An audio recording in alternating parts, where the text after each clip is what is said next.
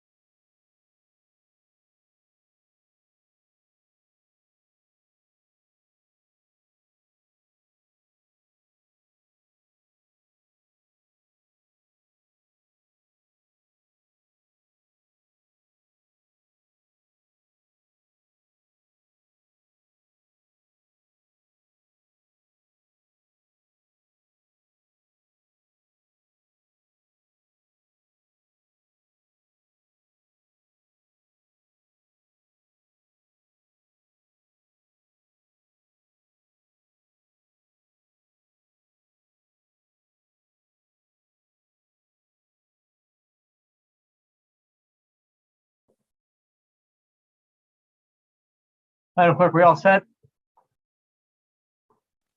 Yes, Mr. Chair.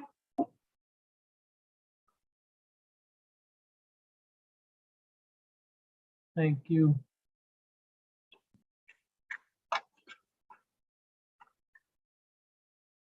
Good afternoon. We're gonna go ahead and reconvene today's GAE meeting. Thank you all for being with us. Apologize for the delay there.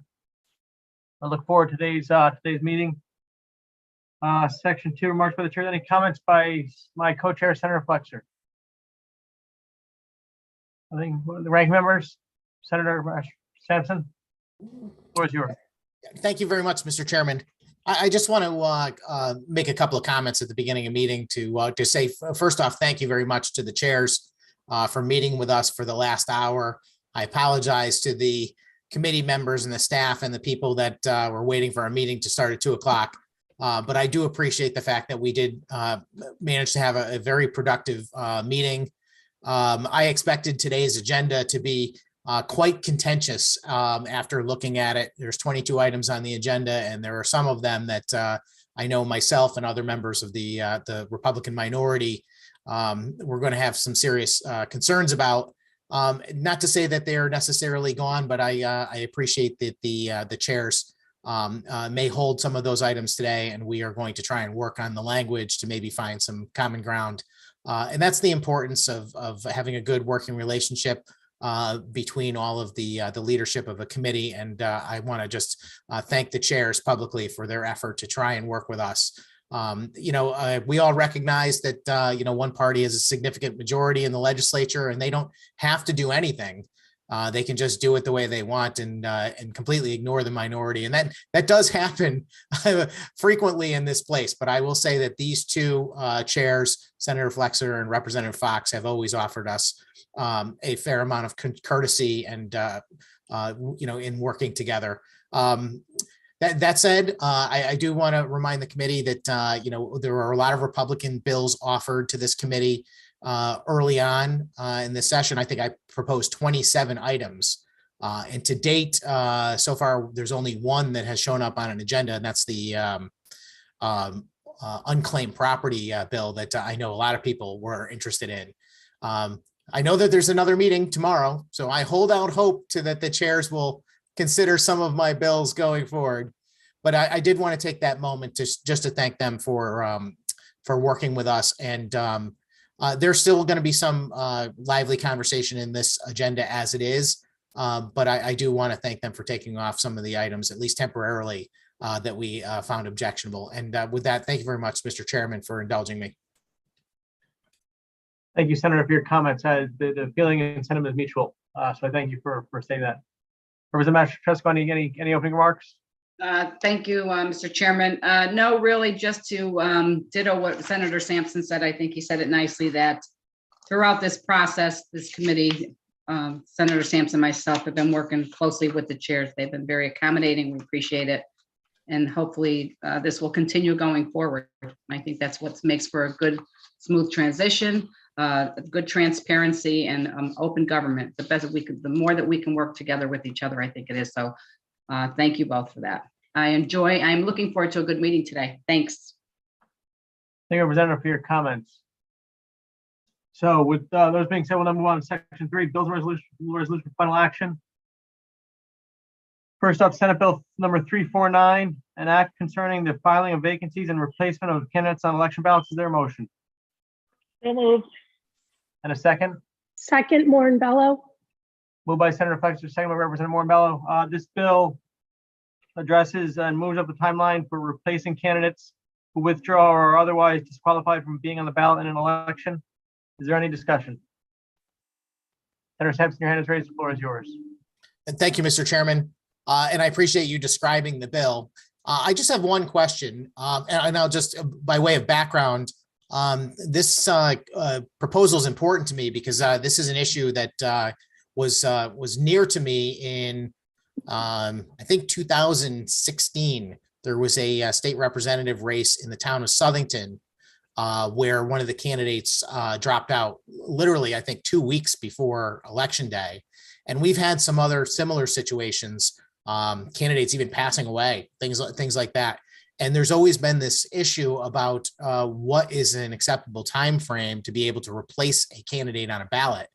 Because as you can imagine, ballots need to be printed and prepared, and you can't do that on a moment's notice. I'm just curious, the time frame that is being modified just about doubles the time frame before Election Day that is necessary to make such a change from 24 to 46 days. Just curious if you could tell me, Mr. Chairman, where we got that day from. Is this what ultimately we came up with as a result of testimony from the clerks and registrars, or just wondering where that the actual time frame comes from? Thank you.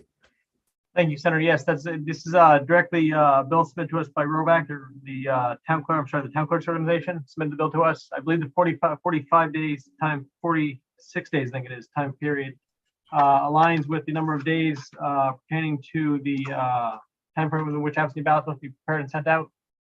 The language should come to us directly from the Town Clerk Association. Yeah, that makes perfect sense, since we allow absentee ballot voting 45 days in advance. You're right. That would have to be produced 46 days. So that makes perfect sense. I will support this bill out of committee today, Mr. Chairman, and thank you very much for answering my questions. Thank you, Senator. I will also comment that it retains existing laws deadlines for filing a vacancy due to a candidate's death. So that language that does not affect that change, that language at all. Any further questions or comments concerning Senate Bill 349? Seeing none, will the clerk please call the roll? Flexer, Senator Flexer votes yes. Fox, Representative Fox votes yes. Haskell, Senator Haskell votes yes. Thomas,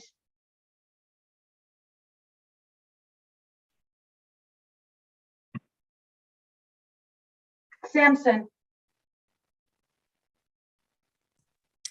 Senator Sampson votes yes. Master Francesco, Representative Master Francesco votes yes. Blumenthal,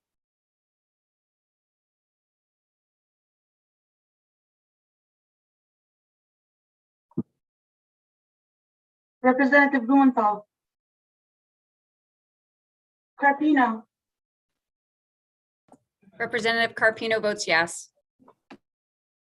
Fishbein,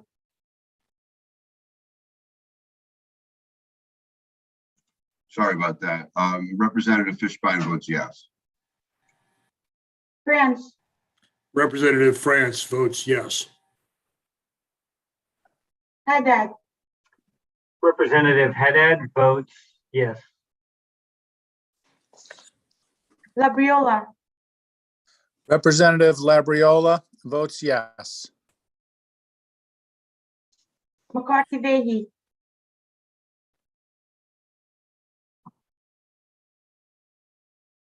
Representative McCarthy Vehy, McCrory,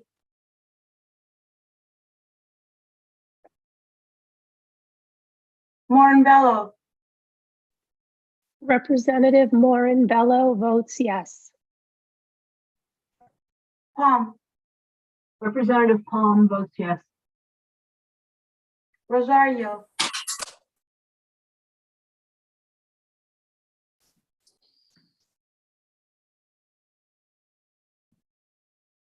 Santiago, Santiago votes yes.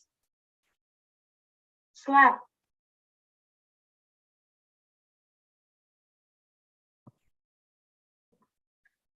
Blumenthal, Representative Blumenthal votes yes. Apologies for my camera issues. McCarthy Vehy, Representative McCarthy Vehy votes yes, with apologies as well.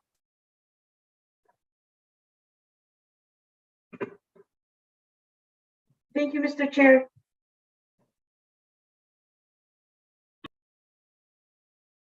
I think for the time being, depending on how long the meeting may go, maybe for the time being, we'll state votes will remain open until 6 o'clock. And if need be, we can always adjust that as we progress through. Thank you all very much. Up next, Senate Bill 431. An act concerning referenda, independent expenditures, and certain other political spending. Is there a motion?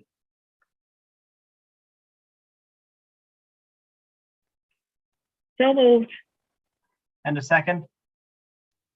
Second Santiago. Moved by Senator Fletcher, second by Representative Santiago. The underlying bill does a number of things, includes prohibiting foreign nationals from making contributions or expenditures and persons from soliciting, accepting, or receiving contributions or recovered transfers from foreign nationals. It expands IE disclosure requirements, classifies referendum PACs, IE only PACs, makes performing changes, modifies disclaimer requirements for party candidates listing and internet communications, modifies the circumstances under which SEEK must dismiss a complaint within 1 year after receiving it. I think this is one of the bills that the ranking member, the senator, may have been alluding to during our conversations that we had before the meeting. I understand there's a number of parts of this bill which may be disagreeable to certain members of the committee, particularly section, I believe, 4 and 5, maybe in the section the senator was referring to, addressing the IE disclosure requirements and the potential penalties that may now become assigned to these the IE committees. That's understandable, and I'm aware of those. For today's purpose, we'd like to move the bill in its current form, if at all possible. Any further discussion or comment? Representative Mastrosky, your hands raised, the floor is yours. Thank you, Mr. Chairman. Just referring to that one section, the IE in excess of $1,000. So understanding this correctly, if there is a small group in a town that is trying to fight against a referendum that is a question on the ballot, and they don't have a PAC, they're just maybe parents or families or just a small group of individuals.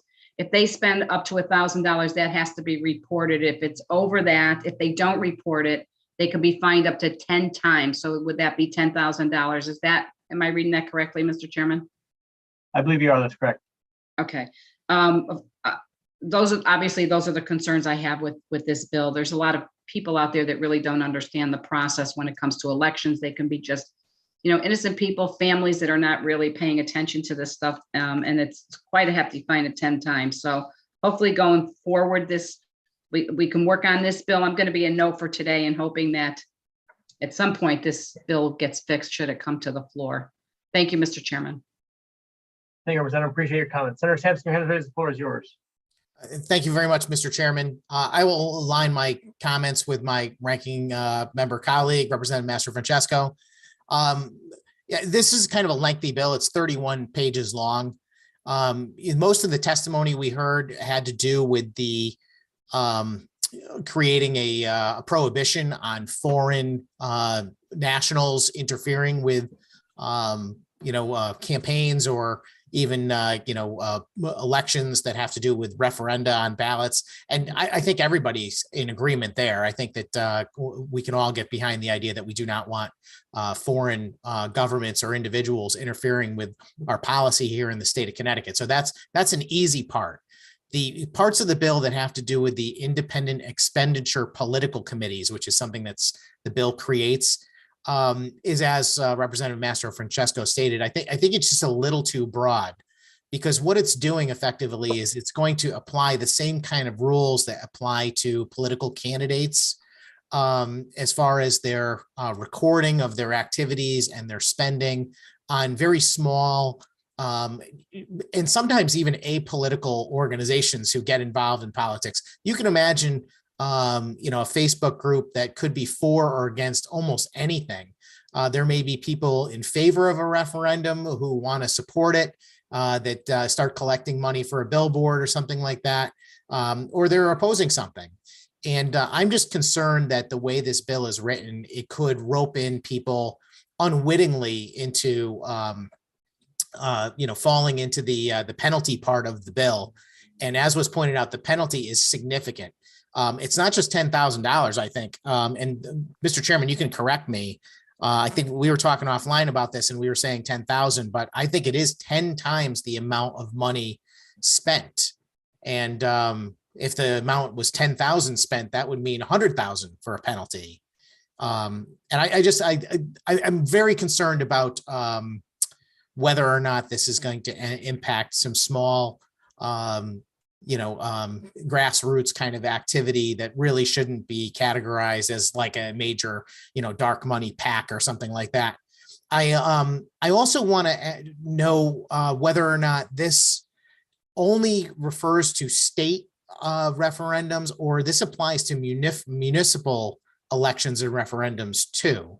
I was trying to find it in the bill, but I ended up having to speak before I could find it. But maybe you can help me and just answer that question. I'm going to vote no today either way, just to flag this. I'm hopeful that we can keep the foreign national piece of this and maybe either eliminate the other part or find a way to make it a little more reasonable as far as my concerns about the grassroots activist goes. Thank you very much, Mr. Chairman. Thank you, Senator. I appreciate your comments. Any further questions or comments concerning Senate Bill 431? Seeing none, we're going to motion to JF 431. Madam Clerk, please call the roll. 431, JF to the floor. Flexer. Senator Flexer votes yes. Fox. Representative Fox votes yes. Haskell. Senator Haskell votes yes. Thomas. Sampson. Senator Sampson votes no. Master Francesco. Representative Master Francesco votes no. Blumenthal. Representative Blumenthal votes yes. Carpino. Representative Carpino votes yes. One more time, Representative, please. Representative Carpino still votes yes. Thank you. Fishbein. Representative Fishbein votes no. France.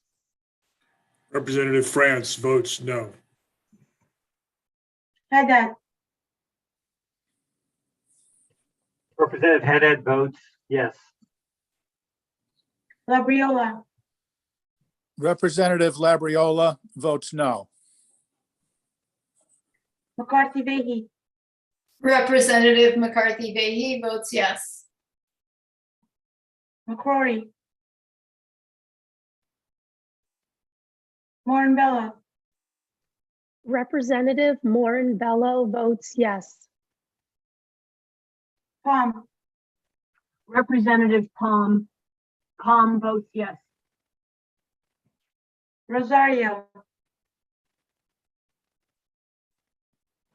Representative Rosario votes yes. Santiago. Santiago votes yes. Slap. Senator Slatt votes yes. Thank you, Mr. Chair.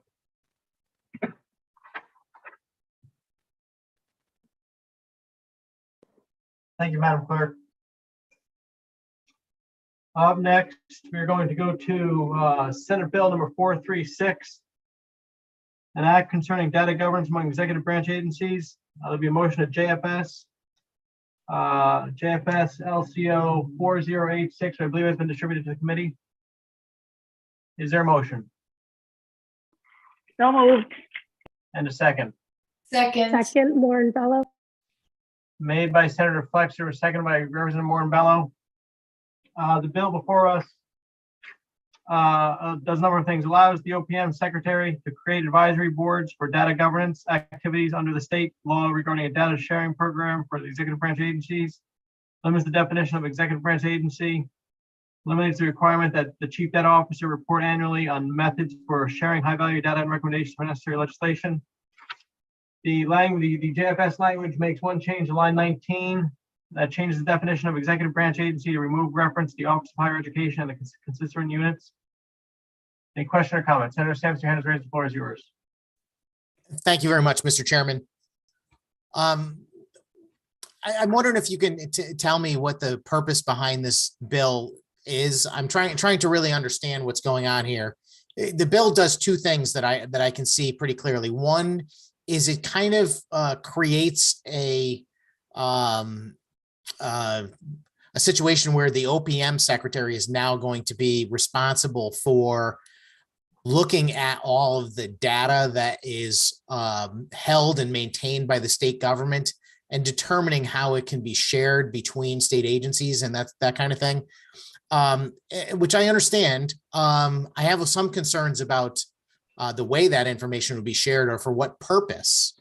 One of the things that we tackle in this committee on a pretty regular basis is trying to protect the privacy of our constituents, and data privacy is one of those real key issues that we're tackling at all levels of government these days.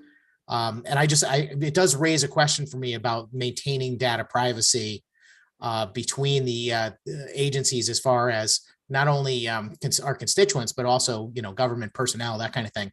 And then the other part of the bill is to eliminate a report that is produced by the chief data officer.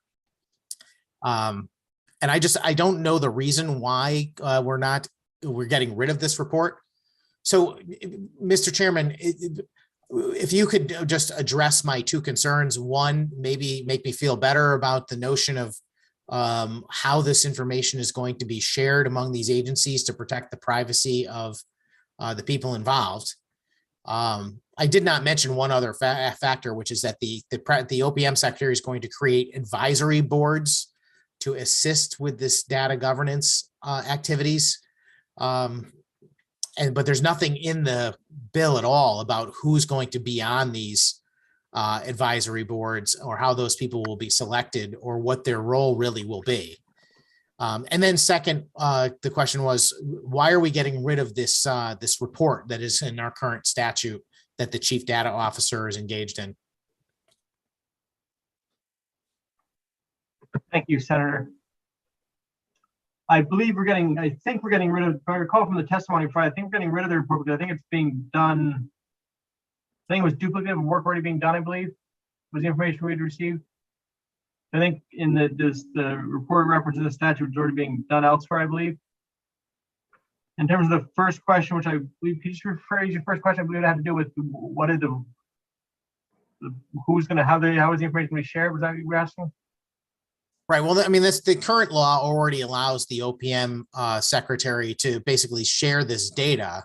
But I have a little concern about the ability for her to create advisory boards. So one sentence addition is what this bill does. It, of course, just adds the secretary may create advisory boards to assist with the data governance activities under the section. And I'm just curious about how these boards are going to be created. I mean, are these people going to be state employees? Are they going to be selected by the secretary herself? Are they going to be appointed by legislative leadership? None of that is specified in the bill. So I don't know if there's a cost associated or whether or not these folks are involved for different reasons. You can envision why the OPM secretary would want to be able to share information across agencies. It might be for, very good purposes, or it might be to expand, government services and entitlements by making sure that people that are associated with DSS are aware of the services offered by some other state agency, that kind of thing. Those could be good reasons. They could be negative reasons. But I do have a concern about the privacy element and how that advisory board would be established. And I don't expect you to be able to come up with a solid answer, because we're looking at the bill language together, and that's what it says. But I will point out that I do have that concern. If you have some additional information, I'd appreciate it. But otherwise, I'm going to oppose this bill today because I do believe that language should be fleshed out a little bit more. And I do believe there should be some attention given to protecting data privacy as it's shared between state agencies. Okay, thank you, Senator. Senator Flexer, do you have to speak? Yes, thank you. Thank you, Mr. Chair. And I appreciate the comments of the good ranking member of the committee. And I just wanted to contribute that I look at this bill as building on a lot of the good work that started with some key state employees who work around data, but also the work of this committee over the last several years. in terms of making sure our state was collecting data in a way that was actually usable and could inform policy decisions that both the legislature was making and decisions that agencies were making across state government. You know, a decade ago, a lot of this information was really lacking. And so I look at this bill before us as just building on the good systems that we put in place over the last couple of years. And I particularly understand the good ranking member's concerns about, you know, who's going to make up these committees. I know that the advisory board has existed for a while now. And I'm sure we could have a conversation with the chief data officer and with OPM about the makeup of that board. I do just want to give some reassurance though that this is data about systems, and I think there are good protections in place to protect individual Connecticut residents' privacy, but this is ensuring that as legislators, as state agencies, that we're not making decisions in the dark, that we're not making decisions that don't have good data behind it, and that we know what we can get a better sense of what is working and what isn't in state government. And so I would welcome the opportunity to continue to have a conversation with the ranking member to make sure as we continue to build this system, that we're doing so in a way that everyone can have faith and confidence in. Thank you, Mr. Chair. Thank you, Chair Flex. Representative Ashford, your hand raised, the floor is yours. Thank you, Mr. Chairman. Just a couple quick questions for clarification. So the annual report right now that is the chief data officer is providing will no longer exist. And right now, if I understand that information is shared with the public, and that part they are eliminating. Is that right, through you, Mr. Chairman? Thank you, Representative. I believe that the lines 41 to 46 of LCO 4086 indicate that the report, delete the provisions that would require the report to be submitted annually. So that's correct. The report will no longer be submitted annually. Okay, so then obviously if it's no longer submitted, then it will not be shared with the public anymore. If I'm assuming that, unless it's done through the advisory board, possibly. So it's no longer public information. I believe that as written currently, that's correct. I believe the information will still be made public. But as I said earlier, I believe this is being deleted because it's being done otherwise and in other ways. So I believe the information will still be out there, but just not per the language as included in the current statute. Okay, thank you. And then just one question or comment on the advisory board. I do have concerns about the advisory board not knowing who they are. Are they hired? Are they outside consultants? And I know Senator Flexer mentioned that the advisory boards already exist. The current advisory boards, maybe Senator Flexer can answer this, that you had mentioned, are those current employees, or is that a separate group on that advisory board that we have now? Or are they existing employees doing an additional task or an additional work within their job? Senator Flexer. Yes, thank you, Mr. Chair. Through you, so the people who make up this board are existing state employees. They are people who are agency data officers, and some of them are attorneys in the different agencies. So there are already people who are doing this work, each in their own agency. And so I view the work of this larger group as a way for them to all come to the table and share best practices around both data collection and using that data to come to, or using that data to develop policy recommendations and policy changes, both within their own agency and across agencies. Okay, thank you for that answer. I'm going to flag this today with a no, because I don't have any definitive language in here when it comes to the advisory board. It's such broad language. I'm sure the work they do is good, and it would have been nice to have more concrete language in here so we actually know a little bit more about creating an advisory board, is who it is, do we have to pay them extra, is it an outside agency? Those are the things that concern me. So I'm going to flag it today with a no. And hopefully we can get some answers on this before it comes to the floor. Would be nice. Is that possible? God willing, Representative, anything's possible. So I hope so, yes. Mr. Chair, if I could just clarify, Please, Senator, continue. these are existing state employees. So these are the data officers, the legal counsel, the other people who are already doing this work. So this isn't the introduction of new people to do this work. It's just a different table for them to sit at and to use the information they're already collecting. Okay, thank you. I would be more comfortable if we had something in here, that language in the bill that says it's within the department, that's within the employees that already exist. I would be much more comfortable with that because it could be construed, it could be anything, right? The secretary can create an advisory board. There's nothing in here preventing them from hiring a new advisory board. So Okay, well, hopefully that will come through with the information that the Office of Fiscal Analysis will collect in determining if there's any sort of cost to this bill. But I appreciate your point. Thank you, Mr. Chair. Thank you, Mr. Chair. Thank you, Senator Flexer, for answering my questions.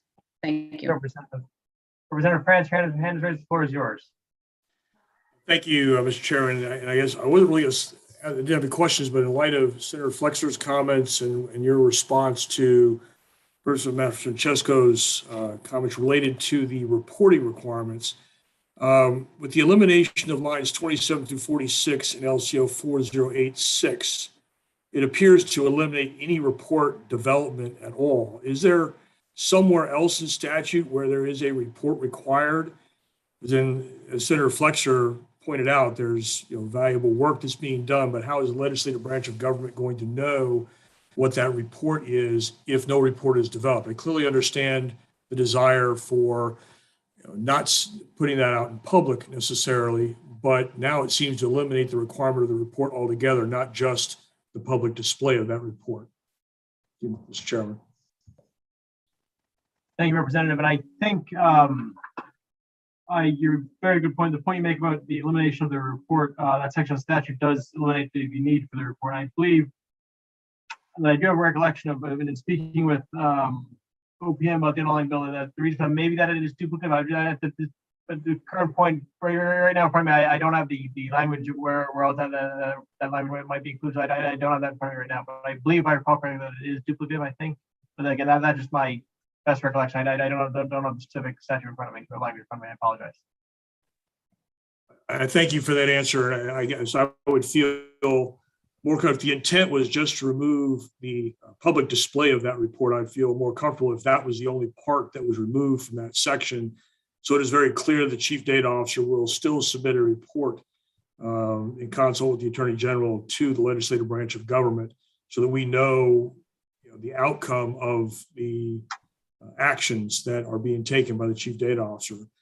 And secondly, I guess related to the advisory panels, I guess I'm a little confused if these are already existing employees and they happen to be within the agency, OPM, why we need to create a governmental structure or a structure with them, as opposed to these employees that already exist, just sharing their knowledge.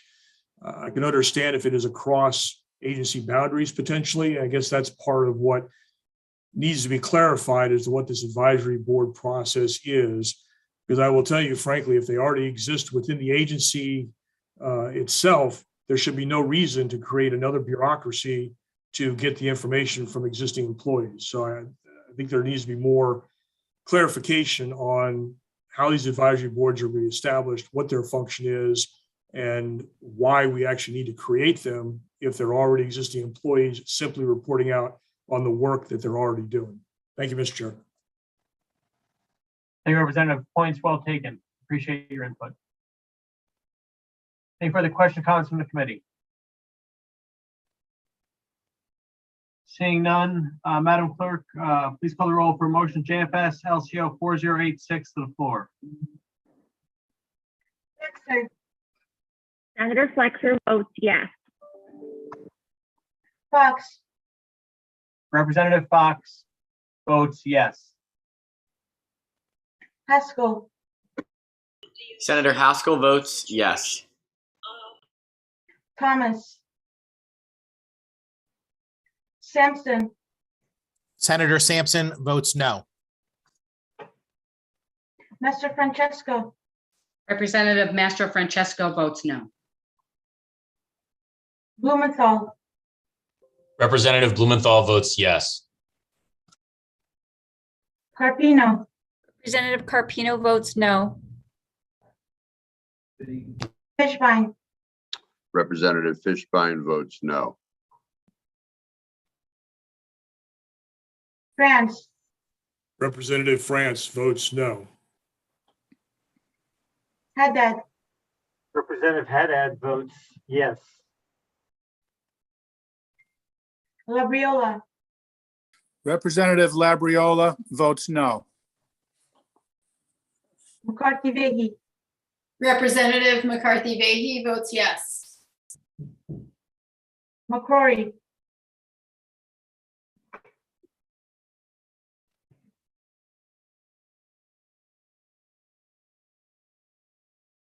Morinbello, Representative Morinbello votes yes.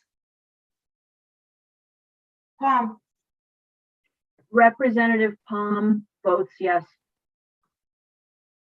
Rosario,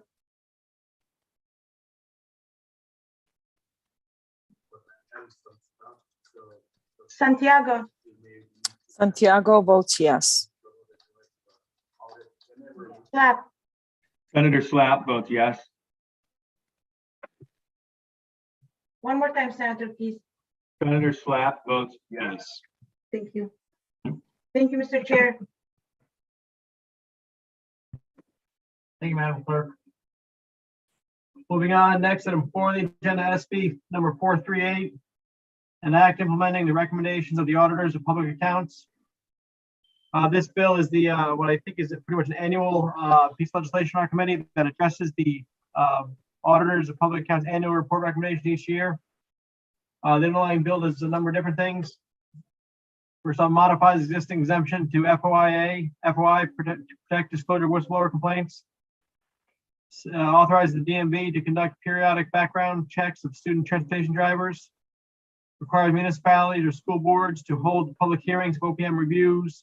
The annual municipal report determines there is evidence of certain fiscal irregularities. It makes technical Mr. change. Chair? Yes.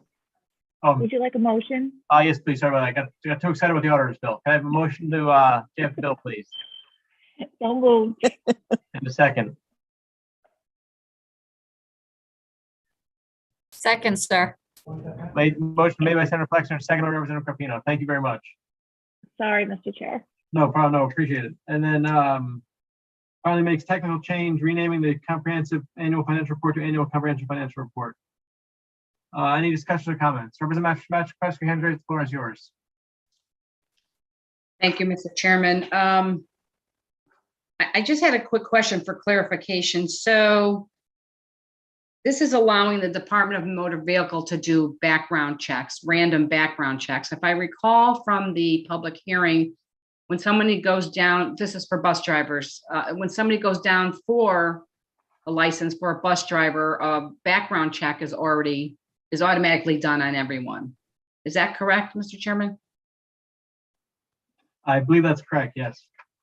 So, and I assume that the bus company must do background checks on their employees as well. So they've probably gone through the process twice. I'm just curious as why we would allow the Department of Motor Vehicles to do an additional background check down the road. It's just random. So what would be a random reason why they would do another background check on a bus driver? Representative, I thank you for the question. If I recall from the testimony, the auditors, they issued a 2019 audit of DMV and a follow-up report in 2021. They found that DMV did not conduct comprehensive criminal history checks for current school bus drivers. So for instance, they did not check with the FBI National Crime History Database for criminal activity after its initial background check. I think they may do initial background check, but my understanding is they're not as consistent with the follow-up background checks. I believe that's the intent.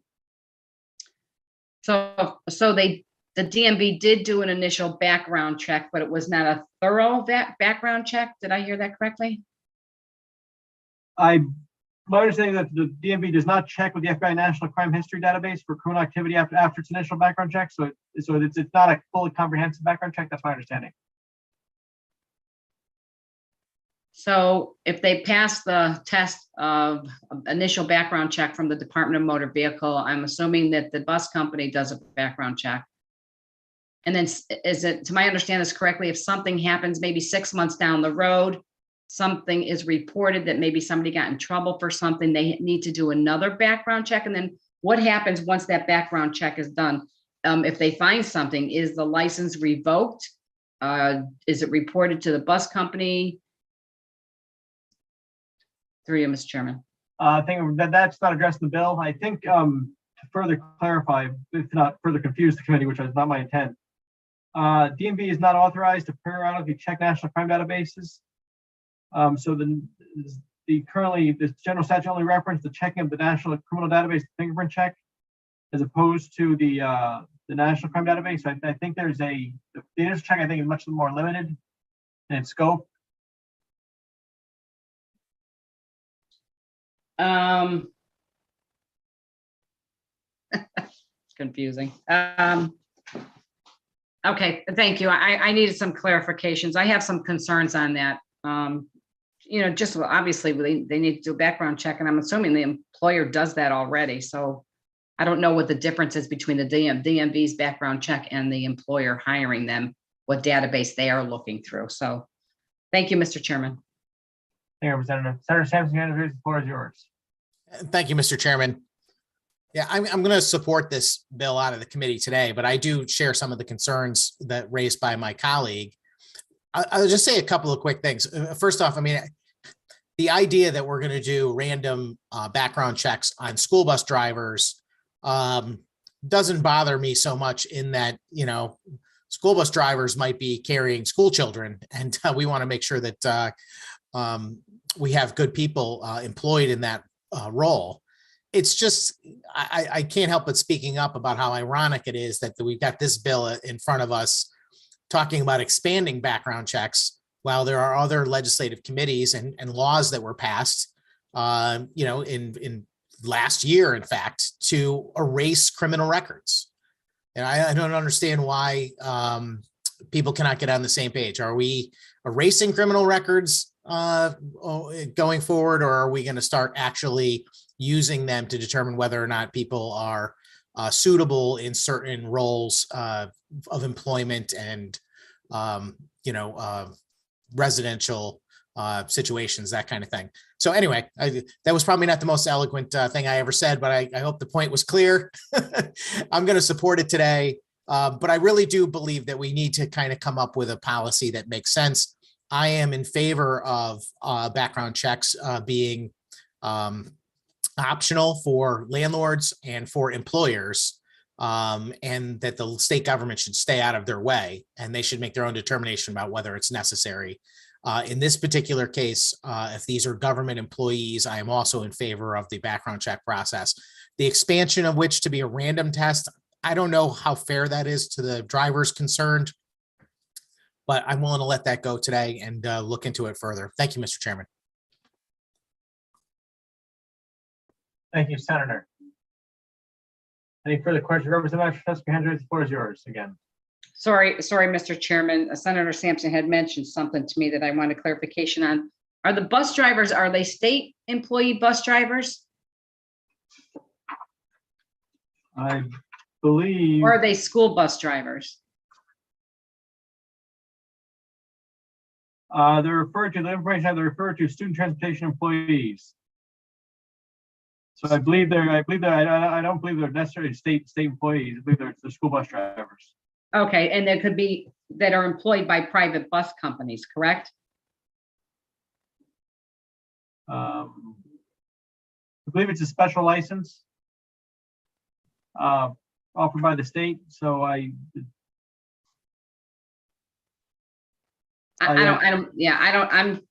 going to flag this today with a no for me, only because I want a little bit more clarification on that. Hopefully I'll get my research done and before it gets to the floor. I'm just concerned because it is a private company hiring those people. They've gone through 2 background checks already. So I just need to get clarification, but I'm going to flag it today with a no. Thank you, Mr. Chairman. Thank you, Representative. I believe they can be employed by anyone. To clarify the answer, whether it be private company, county, or states, I believe they are employed. They could potentially be employed by anyone. Representative Franz, the floor is yours. Thank you, Mr. Chair. I just have one question. Are you aware of any other commercial driver's license applicant or receipt that is subject to random testing from the Department of Motor Vehicle or a similar program of what we're instituting here for school bus drivers? I am not, no. This is the result of the auditor's performance audit of the DMV in 2021, so I'm not aware of any other. Thank you very much. Thank you, Mr. Chairman. Thank you, Representative. See no further question or comments. Madam Clerk, please call the roll for a JF to the floor. Flexer, Senator Flexer votes yes. Fox, Representative Fox votes yes.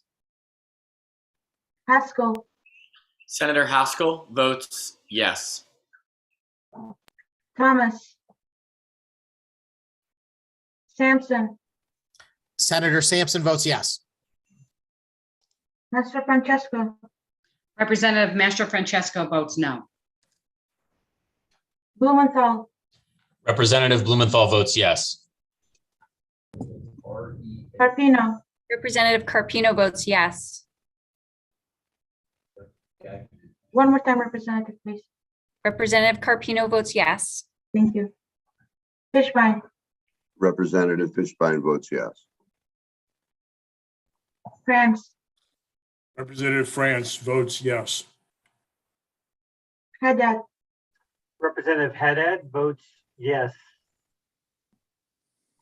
Labriola, Representative Labriola votes yes. McCarthy Vehey, Representative McCarthy Vahey votes yes. McCrory,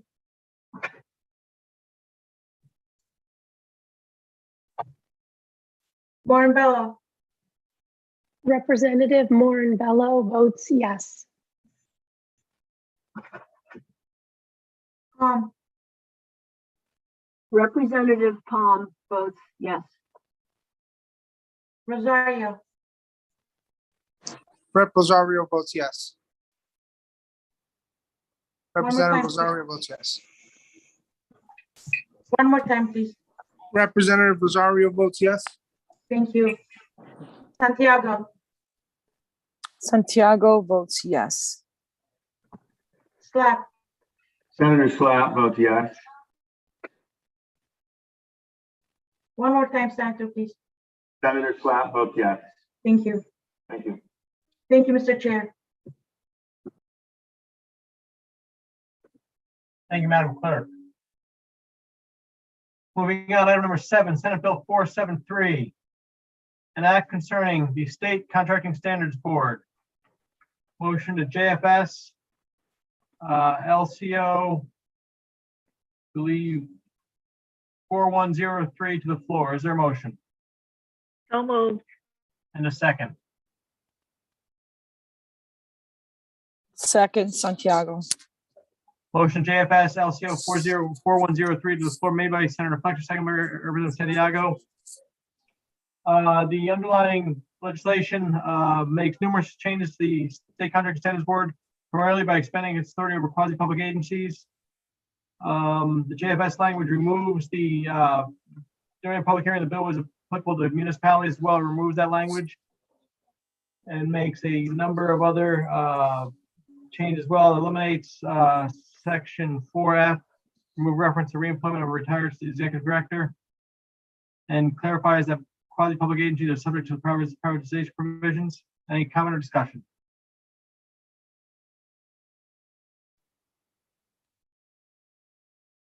Seeing no comments or discussion, Madam Clerk, please call the roll. JFS LCO 4103 to the floor. Flexer, Senator Flexer votes yes. Fox, Representative Fox votes yes. Haskell, Senator Haskell votes yes. Thomas, Sampson, Senator Sampson votes yes. Master Francesco, Representative Master Francesco votes yes. Blumenthal, Representative Blumenthal votes yes. one more time, please. Representative Blumenthal votes yes. Thank you. Carpino, Representative Carpino votes yes. Fishbein, Representative Fishbein votes yes. France, Representative France votes yes. Haddad, Representative Haddad votes yes. Labriola, Representative Labriola votes yes. McCarthy Vehy, Representative McCarthy Vahey votes yes. McCrory, Morinbello, Representative Moran Bello votes yes. Palm, Representative Palm votes yes. Rosario, Representative Rosario votes yes. Santiago, Santiago votes yes. Slack, Senator Slapp votes yes. thank you, Mr. Chair.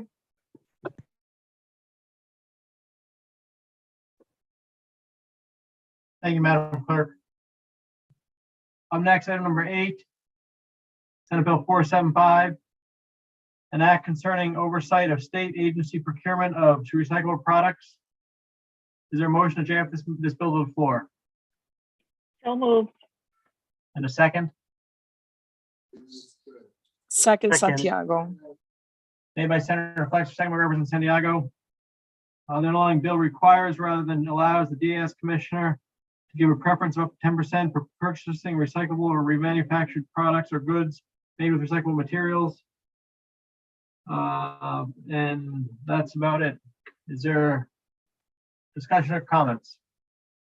Representative Mastrosky, your hand is raised, the floor is yours. Thank you, Mr. Chairman. So currently, they may give preference, the DS may give preference up to 10%. Is that correct? For purchase of goods for recyclables? And That's now correct, they're- yes. And now they must look at every contract and they must include that 10% going forward? That's my understanding, yes, that's correct.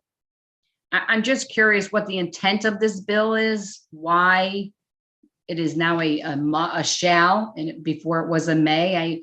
I understand the procurement process, the lowest qualified bidder, and it's sometimes they may be the lowest and not as qualified as we would like them to be, and there's some leeway there.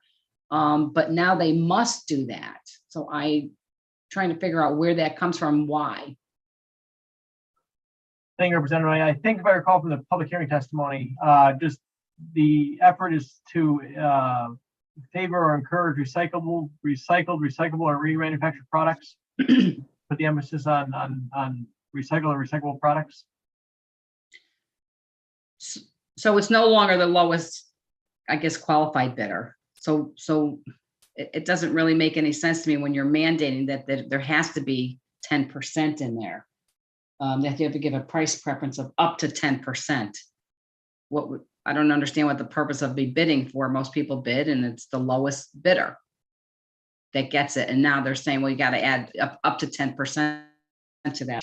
I don't know. It just crazy spending in my mind. I think we can find alternatives and certainly support the right product, the right company within the,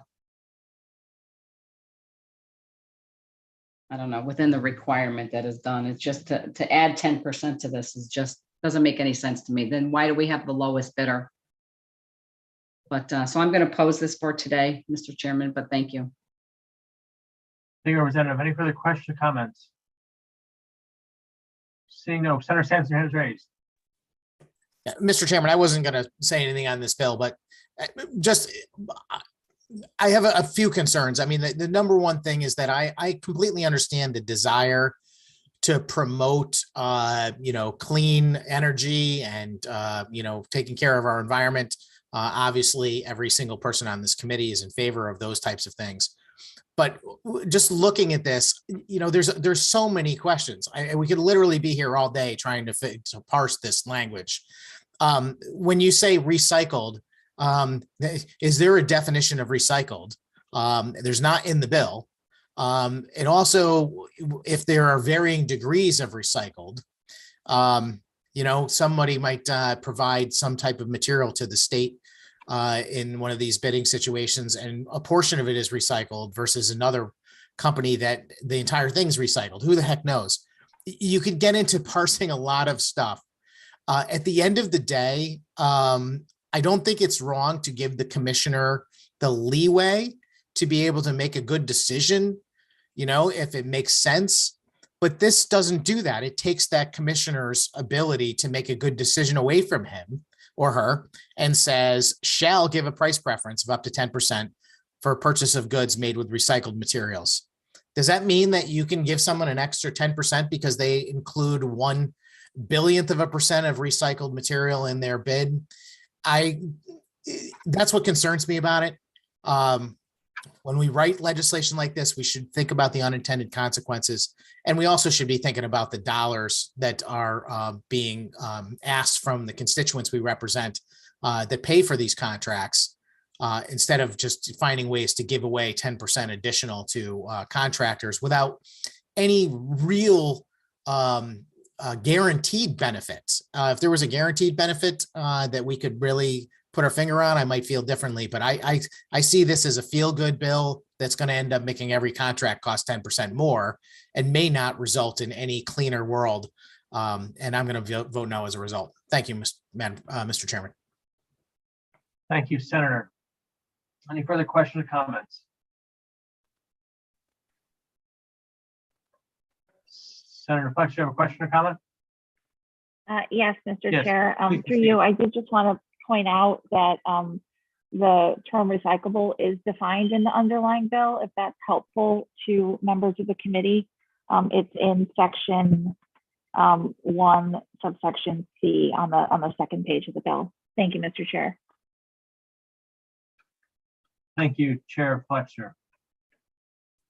Any further questions? Senator Sampson, your hand is raised. The floor is yours. Thank you, Mr. Chairman. And I appreciate Senator Flexer interjecting that. I did see that in the bill. My issue is that it really doesn't go much farther beyond recycled to say it's been recycled.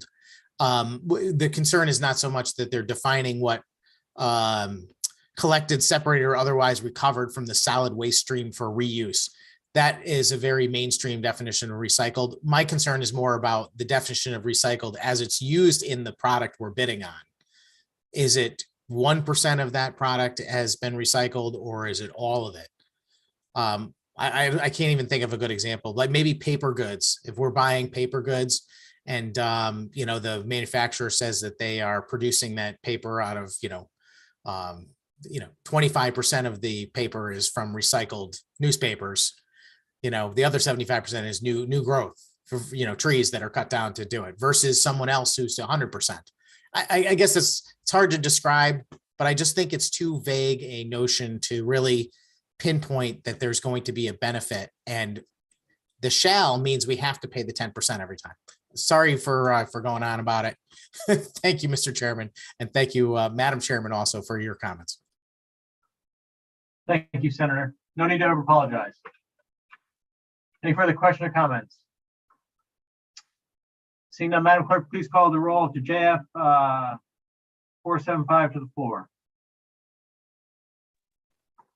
Flexer, Senator Flexer votes yes. Fox, Representative Fox votes yes. Haskell, Haskell votes yes. Thomas, Sampson, Sorry, Senator Sampson votes no. Master Francesco, Representative Master Francesco votes no. Blumenthal, Representative Blumenthal votes yes.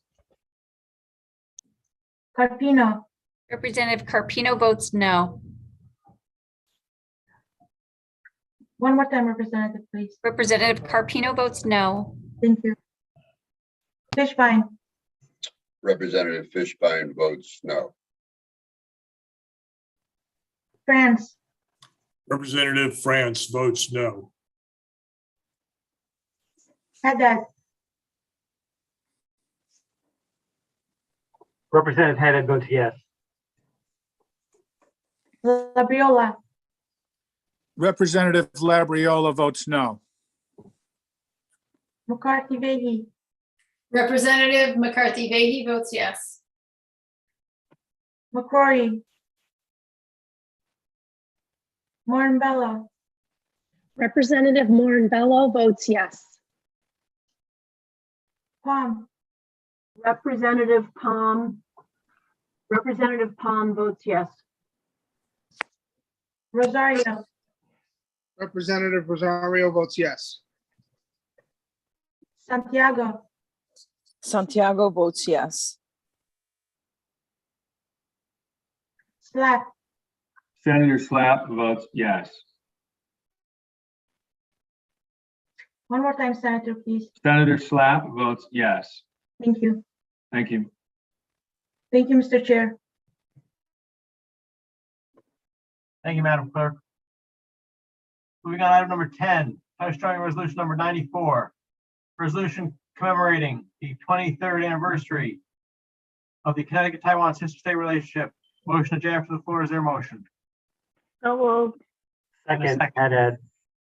Motion made by Senator Fletcher, second by Representative Haddad. Any discussion or comments? The underlying bill commemorates the 23rd anniversary of the Connecticut-Taiwan sister state relationship. Any questions or comments? Seeing none, Madam Clerk, please call the roll. J after the floor. Flexer, Senator Flexer votes yes. Fox, Representative Fox votes yes. Haskell, Senator Haskell votes yes. Thomas, Sampson, Senator Sampson votes yes. Master Francesco, Representative Master Francesco votes yes. Blumenthal, Representative Blumenthal votes yes. Carpino, Representative Carpino votes yes.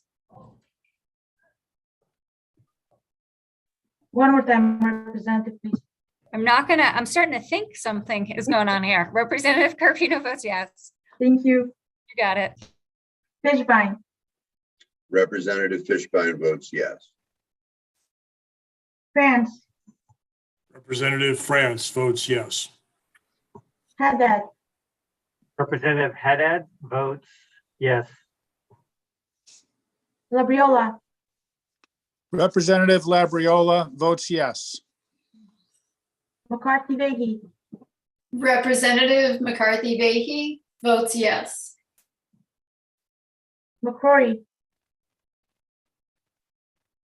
Moran Bello,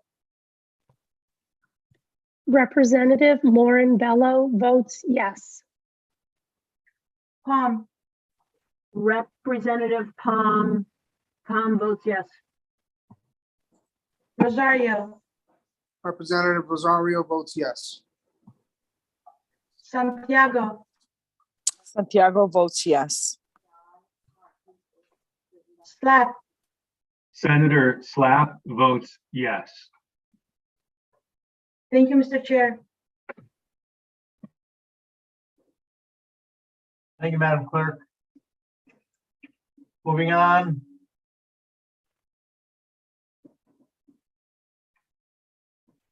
Next, item number 11, House Joint number 114.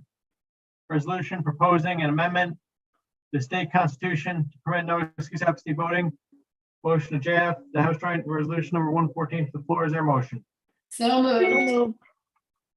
And a second?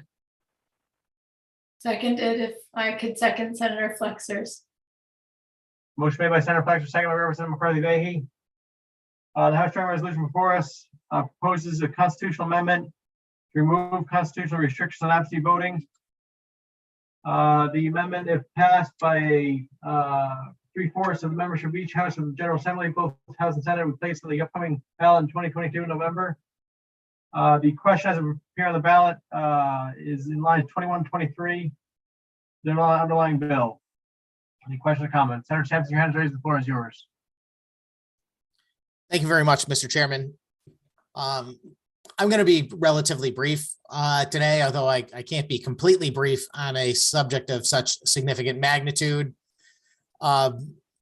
Just to edify the people watching, and for anyone who doesn't understand this process, a constitutional amendment, in order to make it on the ballot to be voted on by the voters of the state of Connecticut, must pass the Connecticut General Assembly with either a single majority vote of 75% or more of the members in both chambers, or it must pass twice with a 50% plurality. But that cannot happen in the same legislative cycle. So you would need to have two consecutive legislatures. And because the House and Senate members all serve 2-year terms, that means if you do it in the first year of a biennium, you've got to get either 75% by voting it a second time, or voting 50% means nothing, because you still would have to do it again in the following legislative term. There is nothing that would indicate to me that the vote that we took last year on this exact language would change. I don't remember what the House vote was, but I know that the Senate certainly did not approach 75%. So I appreciate that this is on the agenda anyway, as I had mentioned early on in our committee discussions. I think that there is an appetite for an expansion of absentee voting in the state by both Democrats and Republicans. The Republican objections have been consistent, and that is that we want to see the same type of protections that other states that engage in a significant amount of mail-in voting have implemented simultaneous with an expansion of absentee balloting expansion.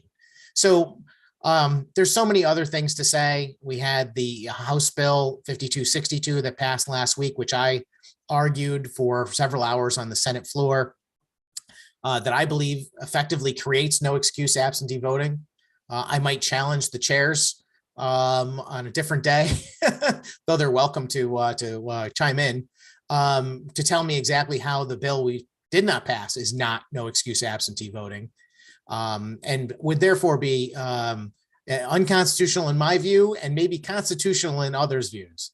But either way, this particular resolution that is on our agenda, House J number 114, which would produce an amendment that would go on our ballot for no excuse absentee voting, is not likely to achieve more than the same number of votes than it did last time. So I don't know that there's any real purpose to carrying it forward, other than the potential that we come to some sort of agreement that might get us to 75% or more. And I'll just reiterate for the committee that I believe the Republican position, and certainly mine, is that I could be persuaded to vote in favor of this constitutional amendment if we employed certain types of protocols and protections. In previous debates in the Senate and also in the House, I know my good colleague, Representative Master Francesco, participated in that debate as well. And also in this committee, Republicans have offered amendments. And in fact, I have not reviewed the amendments that were distributed to the clerk. And I'm going to just, I was going to call these amendments, but I don't know exactly how they are written, actually, since our committee meeting kind of came upon us very quickly because we were in the midst of trying to learn the great number of bills and substitute language that were on here. I would like very much for us to have a revised resolution that says that we would have no excuse absentee voting with signature verification and photo identification simultaneously becoming a part of that. from past experience, I won't belabor that point either because I don't believe those amendments would pass. But again, I would encourage the chairs, if they feel differently, to speak up and say so.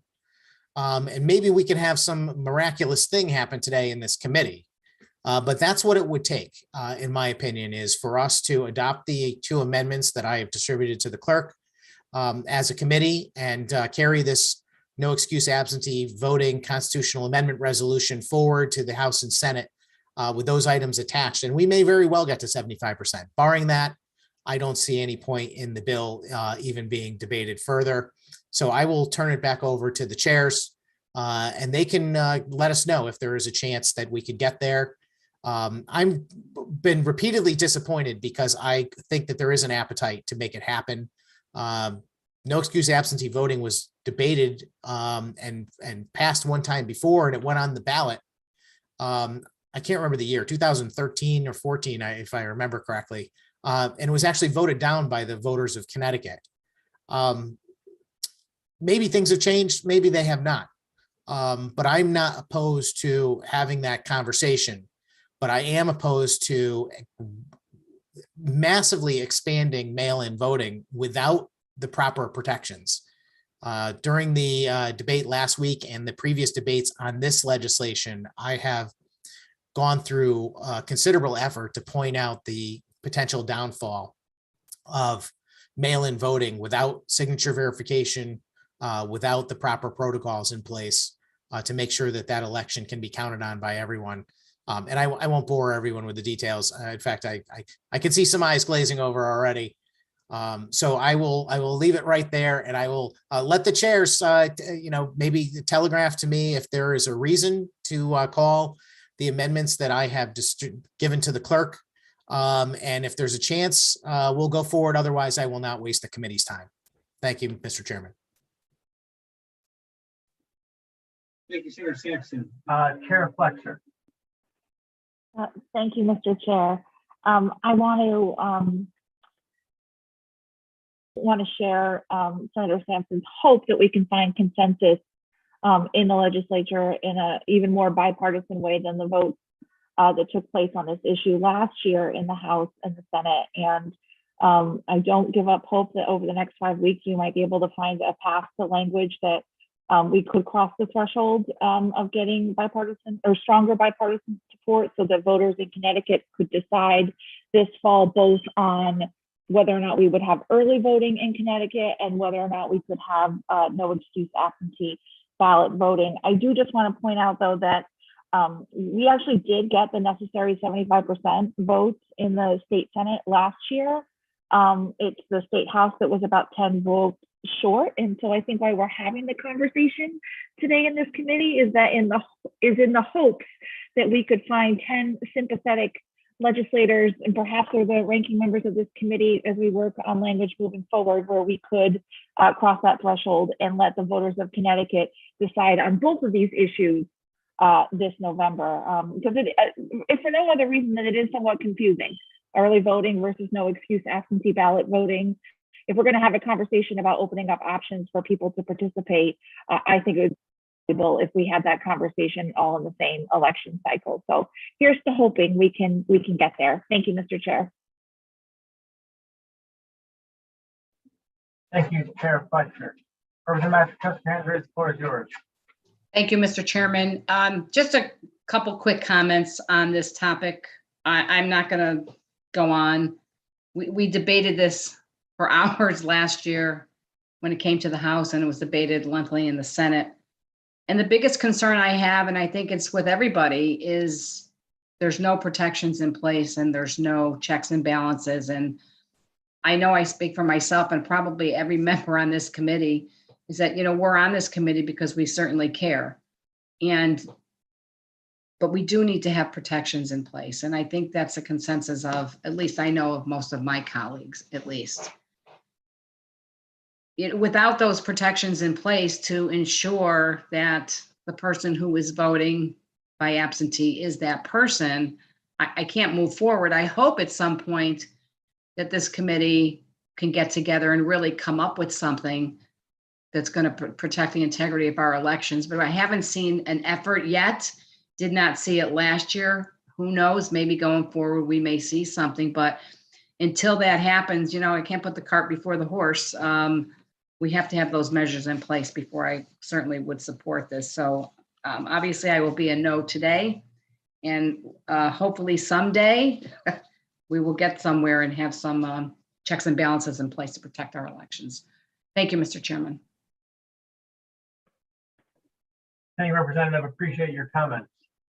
Any further question or comments for the committee? Seeing none, Madam Clerk, please call the roll. On House for Joint Resolution number 114. Flexer, Senator Flexer votes yes. Fox, Representative Fox votes yes. Haskell, Senator Haskell votes yes. Thomas, Sampson, Senator Sampson votes no. Master Francesco, Representative Master Francesco votes no. Blumenthal, Representative Blumenthal votes yes. Carpino, Representative Carpino votes no. one more time, please. Representative Carpino votes no. Thank you. Fishbein, Representative Fishbein votes no. France, Representative France votes no. Haddad, Representative Haddad votes yes. Labriola, Representative Labriola votes no. McCarthy Vehy, Representative McCarthy Vehy votes yes. McCrory, Morin Bello, Representative Morin Bello votes yes. Palm, Representative Palm votes yes. Palm votes yes. Rosario, Rosario votes yes. one more time, Representative, please. Rosario votes yes. Santiago, Santiago votes yes. Slap, Senator Slap votes yes. thank you, Mr. Chair. Thank you, Madam Clerk. Moving on, up next, item 12, House Bill 5378, an act concerning the non-disclosure of the residential address of certain employees under the Freedom of Information Act. Motion J for the floor. Is there a motion? So moved. And a second. Second, Morin Bello. Motion made by Senator Flexer, seconded by Rep. Morin Bello. The underlying bill adds the Office of the Attorney General employees, the list of individuals covered by FOIAs, limitation on disclosing the covered individuals' home addresses. Currently, the individuals covered that are exempt from disclosing the home address include in 1-217A, include state and federal judges, magistrates, firefighters, municipal and state police officers, and deep enforcement officers, employees of DOC, DCF Judicial Branch, members and employees of CHRO and the Board of Pardons and Parole, state prosecutors and their inspectors, public defenders and their employed social workers, DMHAS direct care providers. This would add the employees of the Office of Attorney General to that list. I think it was an interesting public hearing we had on this matter. Particularly when Senator Sampson inquired of the Attorney General, why do we draw a line here? Why do we stop here? And I think the Attorney General simply said that's the bill that's before us, and that's where we're drawing the line today, more or less, without paraphrasing the Attorney General's response. But I think that is where we are today. So I move adoption and open the floor to question or comments. Seeing no question or comments, Madam Clerk, please call the roll. Motion of J after the floor. Flexer,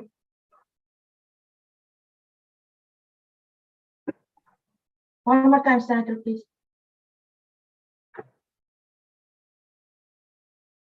Senator Flexer, you're muted. Senator Flexer votes yes. Thank you. Fox, Representative Fox votes yes. Haskell, Senator Haskell votes yes. Thomas, Sampson, Senator Sampson votes no. Master Francesco, Representative Master Francesco votes no. Blumenthal, Representative Blumenthal votes yes. Carpino, Representative Carpino votes yes. I'm sorry, Representative, one more time, please. Representative Carpino votes yes. Thank you. Fishbein, Representative Fishbein votes yes. France, Representative France votes yes. Haddad, Representative Haddad votes yes.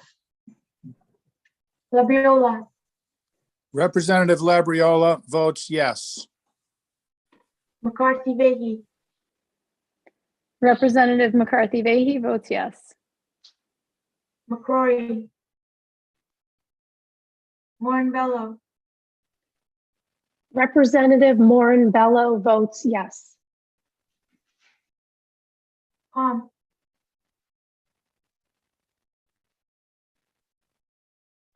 Representative Palm votes yes.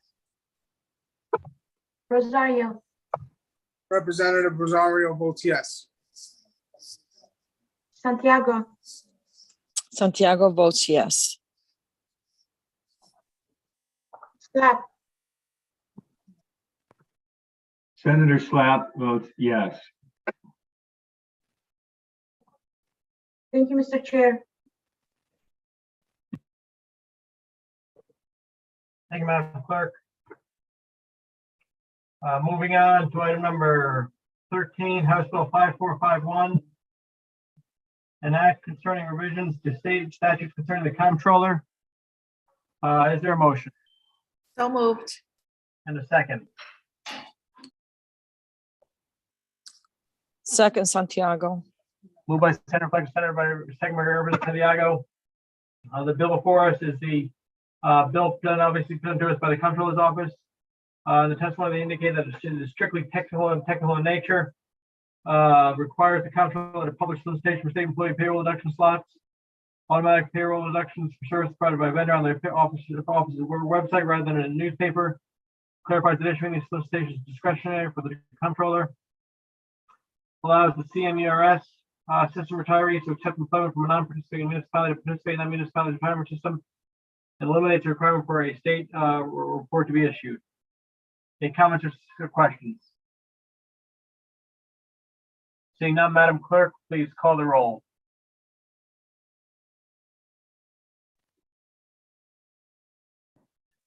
Flexer, Senator Flexer votes yes. Fox, Representative Fox votes yes. Haskell, Senator Haskell votes yes. Thomas, Sampson, Senator Sampson votes yes. Master Francesco, Representative Master Francesco votes yes. Blumenthal, Representative Blumenthal votes yes. Carpino, Representative Carpino votes yes. Representative Carpino votes yes. thank you. Fishbein, Representative Fishbein votes yes. France, Representative France votes yes. Haddad, Representative Haddad votes yes. Labriola, Representative Labriola votes yes. McCarthy Vehy, Representative McCarthy Vehy votes yes. one more time, Representative, please. Representative McCarthy Vehy votes yes. Thank you. McCrory, Morinbello, Representative Moran Bello votes yes. Palm, Representative Palm votes yes. Rosario, Representative Rosario votes yes. Santiago, Santiago votes yes. Slap, Senator Slapp votes yes. one more time, Senator, please. Senator Slapp votes yes. Thank you. Thank you, Mr. Chair. Thank you, Madam Clerk. Moving on, item 14, House Bill 5456. An act authorizing the purchase of the Capital District Energy Center Cogeneration Associates Energy Production Plant. Motion, Chair, for the floor. Is there a motion? So moved. And a second. Second, Santiago. Moved by Senator Fleischer, second by Representative Santiago. The bill before, I think, is one of the more interesting or unique bills that our committee has seen this session. In my opinion, as past few years, I've chaired the committee, led the fact of what it's trying to do. It seeks to address immediate need for a fully functional, efficient energy supply system to service key government buildings in Hartford, including the LOB, the Supreme Court, the State Office Building, the Armory, and the Bushnell Performing Arts Center, among other buildings. I believe it's due to a quirk in the law, which, in light of the fact that we are in session, they need legislative authority to finalize the underlying purchase. And it permits the state to upgrade necessary equipment, resulting in reduced costs and increased efficiency for the state. Any questions or comments? Representative Mashpowski, your hand is raised. The floor is yours. Thank you, Mr. Chairman. Yeah, this was very interesting during the public hearing. I just had a question for clarification. They said that this was urgent. Do you know if they provided us at all with a deadline that they need to get this done by? I do, and I thank you, but I believe the current agreement, I believe, expires September 30th, 2022. So I think there's some urgency to get the agreement finalized because if they pass a certain date, they incur additional costs from the cost add up, we get to a certain date. So I believe that might be the time frame. Okay, thank you. September 30th was their deadline. I need a clarification on that. Thank you, Mr. Chairman. Any further questions or comments? Seeing none, will the clerk please call the roll? House Bill 5456, Jay to the floor. Flexer, Senator Flexer votes yes. Fox, Representative Fox votes yes. one more time, please. Representative Fox votes yes. Thank you. Haskell, Senator Haskell votes yes. Thomas, Sampson, Senator Sampson votes yes.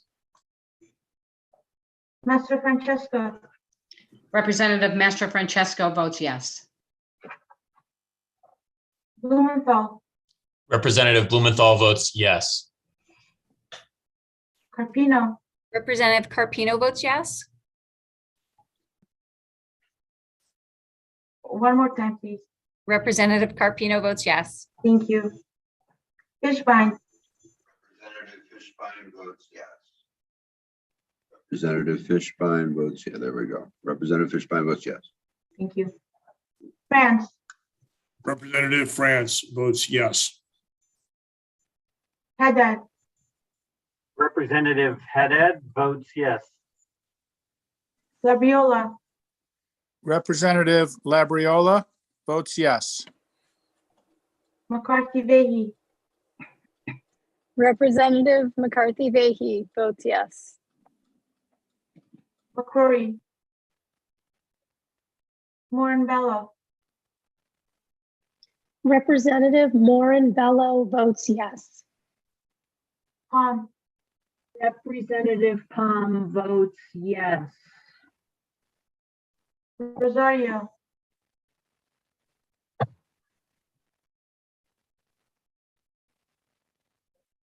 Santiago, Santiago votes yes. Slap, Senator Slapp votes yes. Thank you, Mr. Chair.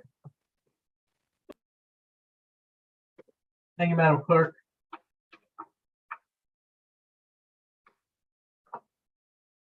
Moving on. One second.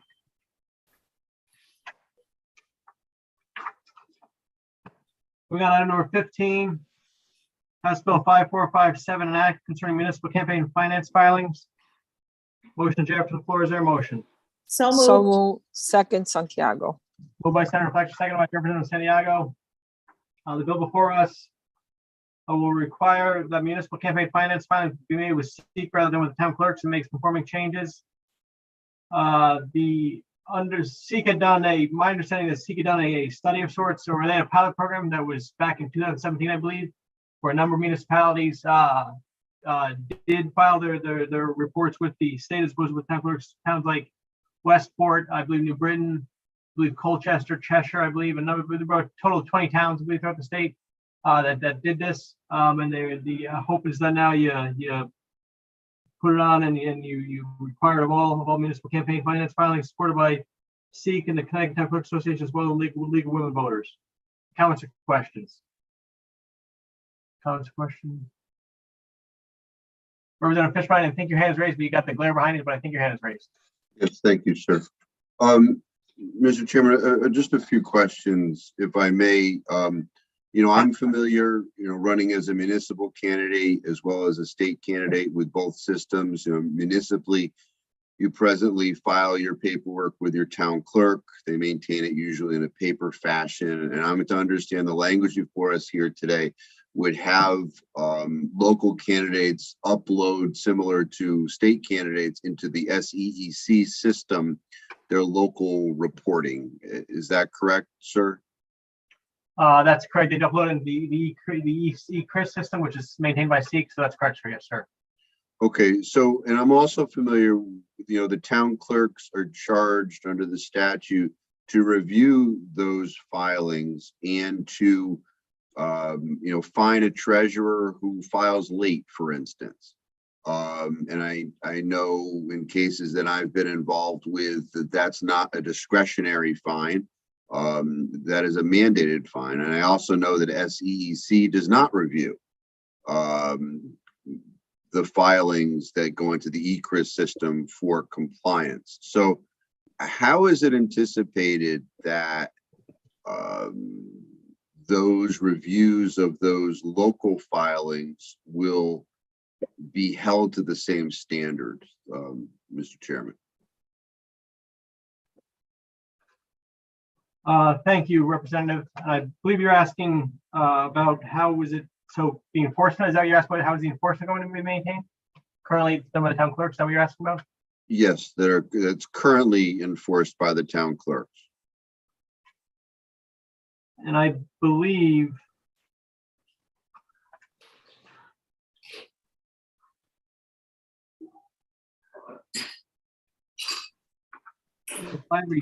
I think that the reports may be filed with the state, and then the enforcement, I believe, is, could be mistaken, but my understanding is that the enforcement may be maintained in a similar manner as it currently is, I think. Looking at the section. Which would, well, I'll wait for you, sir. No, please continue. Well, if that's the case, are we creating, like an unfunded mandate? I'm okay with streamlining and being able to access this stuff, across the state. But if now we're going to have the town clerks have to monitor the SEEK system, the eCRIS system for this compliance, does it become more cumbersome is the question. Because I don't know that we are requiring simultaneous, it might make sense to have a candidate file with their town clerk for the enforcement proceeding as well as eCRIS, but I don't read the language to state that.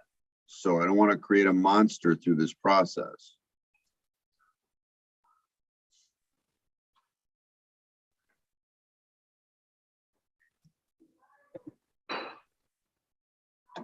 Thank you, Representative. Yeah, I see Senator Flex over there, hand raised. Yes, Senator Flex, please proceed. Sure. Thank you, Mr. Chair. If it's helpful, the way that the system would work moving forward is that the town clerks would no longer have the oversight and enforcement authority over these reports. During the public hearing, we received testimony from the Town Clerks Association that the pilot program that's been in place for the last 6+ years was really well received, and that many town clerks welcomed the opportunity to no longer have this responsibility. They viewed the task, I think in the testimony we had, as daunting, and they thought that having SEEK both be the repository for the reports and in charge of oversight and enforcement was a vast improvement on the system, both because of the difference between communities and because in some communities in particular, this is an incredibly burdensome task in the town clerk's offices. I thank the senator for that, and that rises to the underlying concern, because I know that SEEK does not review the filings that we presently do. I recently brought a complaint against a candidate who overspent their SEP appropriation. SEEK should have found that during the filings. A few years ago, I discovered that $27,000 was missing from a PAC that was filing with the state during our last gubernatorial election. A PAC, all of a sudden, $27,000 was missing, and SEEK didn't catch it. I caught it because they don't review these reports. So I guess I can assume that they're not going to review local reports as well, because that has been their pattern and practice, and certainly we haven't held them to task here. So I agree with the underlying intent, because I want full access. I want to be able in the middle of the night to look through the ECRIS system and find out who's filing what. But I really think we need the level of oversight that some of us think is going on, but is actually not going with regard to those filings. So thank you, Mr. Chairman. Thank you, Representative, for your comments. Appreciate your input. Representative Mashpee, your hands raised. The floor is yours. Thank you, Mr. Chairman. Just a follow-up question to my colleague. They did this as a trial, as a pilot. Did I hear you correctly? You said around 20 towns participated in this pilot? That's correct. Yes, ma'am. And I'm just curious, what was the process? And you may not have the answer for that. I'm just wondering, when they started this pilot, did they provide training to the candidates or the town committees or whoever was filing the paperwork? Was there an online training session so they would know what to do?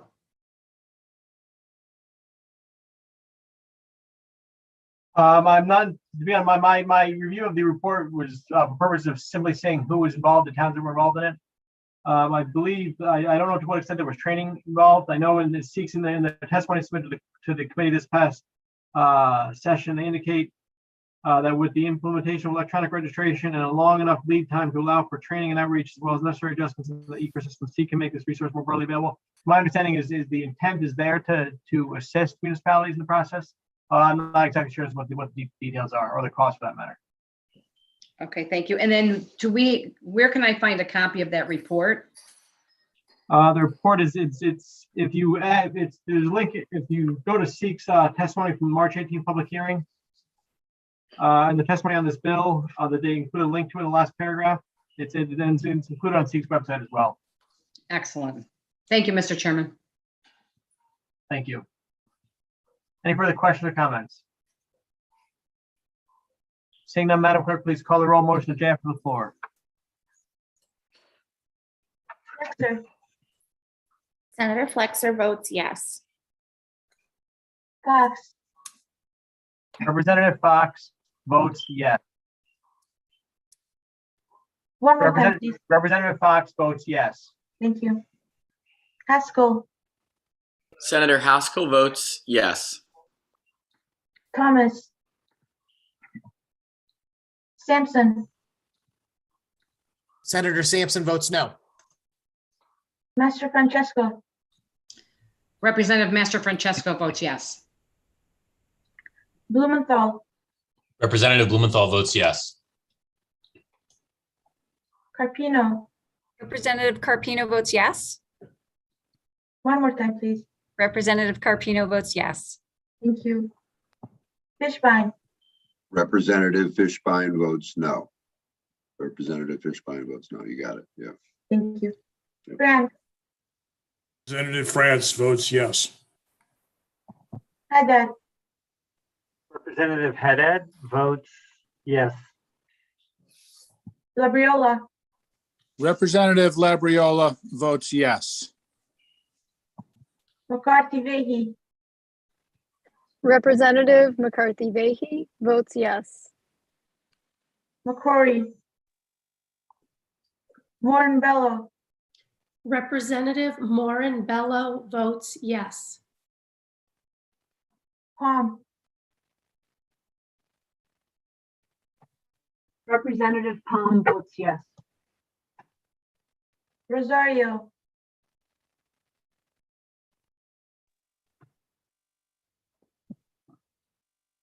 Santiago, Santiago votes yes. Slack. Senator Slapp votes yes. Thank you, Mr. Chair. Thank you, Madam Clerk. Moving on, item 16, House Bill 5459. An act requiring the online posting of meeting notices of state public agencies. Motion to the floor. Is there a motion? So moved. And a second. Second, Santiago. Motion made by Senator Fletcher, second by Representative Santiago. On the bill before us, we require public agencies of the state post on Secretary of State's website the schedule of regular meetings for the calendar year and notices of special meetings. We received testimony in public hearing that although this is potentially currently done, somewhat it's not being done consistently, and it's being done in an inconsistent manner. Any further discussion or comments? Seeing none, Madam Clerk, please call the roll. House Bill 5459, JF to the floor. Flexer, Senator Flexer votes yes. Fox, Representative Fox votes yes. Haskell, Senator Haskell votes yes. Thomas, Sampson, Senator Sampson votes yes. Master Francesco, Representative Master Francesco votes yes. Blumenthal, Representative Blumenthal votes yes. Carpino, Representative Carpino votes yes. Fishbein, Representative Fishbein votes yes. France, Representative France votes yes. Haddad, Representative Haddad votes yes. Labriola, Representative Labriola votes yes. McCarthy Vehi, Representative McCarthy Vehy votes yes. McCrory, Moran Bello, Representative Moran Bello votes yes. Palm, Representative Palm votes yes. Rosario,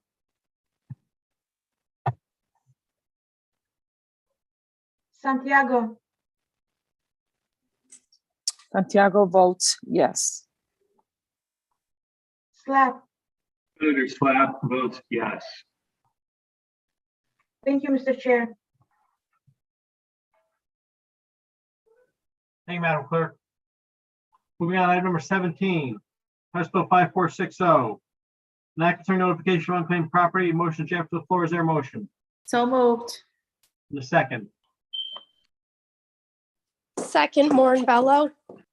Moved by Senator Fletcher, second by Representative Moran Bello. The underlying bill will require the state treasurer to provide electronic notification of unclaimed property with a value of $50 or less, as he must already do for unclaimed property items exceeding this amount. Requires holders of unclaimed property to report to the treasurer the amount due for each item. Any comments or questions? Comments or questions? Seeing none, Madam Clerk, please call the roll. House Bill 5460, draft to the floor. Flexer, Senator Flexer votes yes. Fox, Representative Fox votes yes. Haskell, Senator Haskell votes yes. Thomas, Sampson, Senator Sampson votes yes. Master Francesco, Representative Master Francesco votes yes. Blumenthal, Representative Blumenthal votes yes. Carpino, Representative Carpino votes yes. Fishbein, Sorry, Representative Fishbein votes yes. France, Representative France votes yes.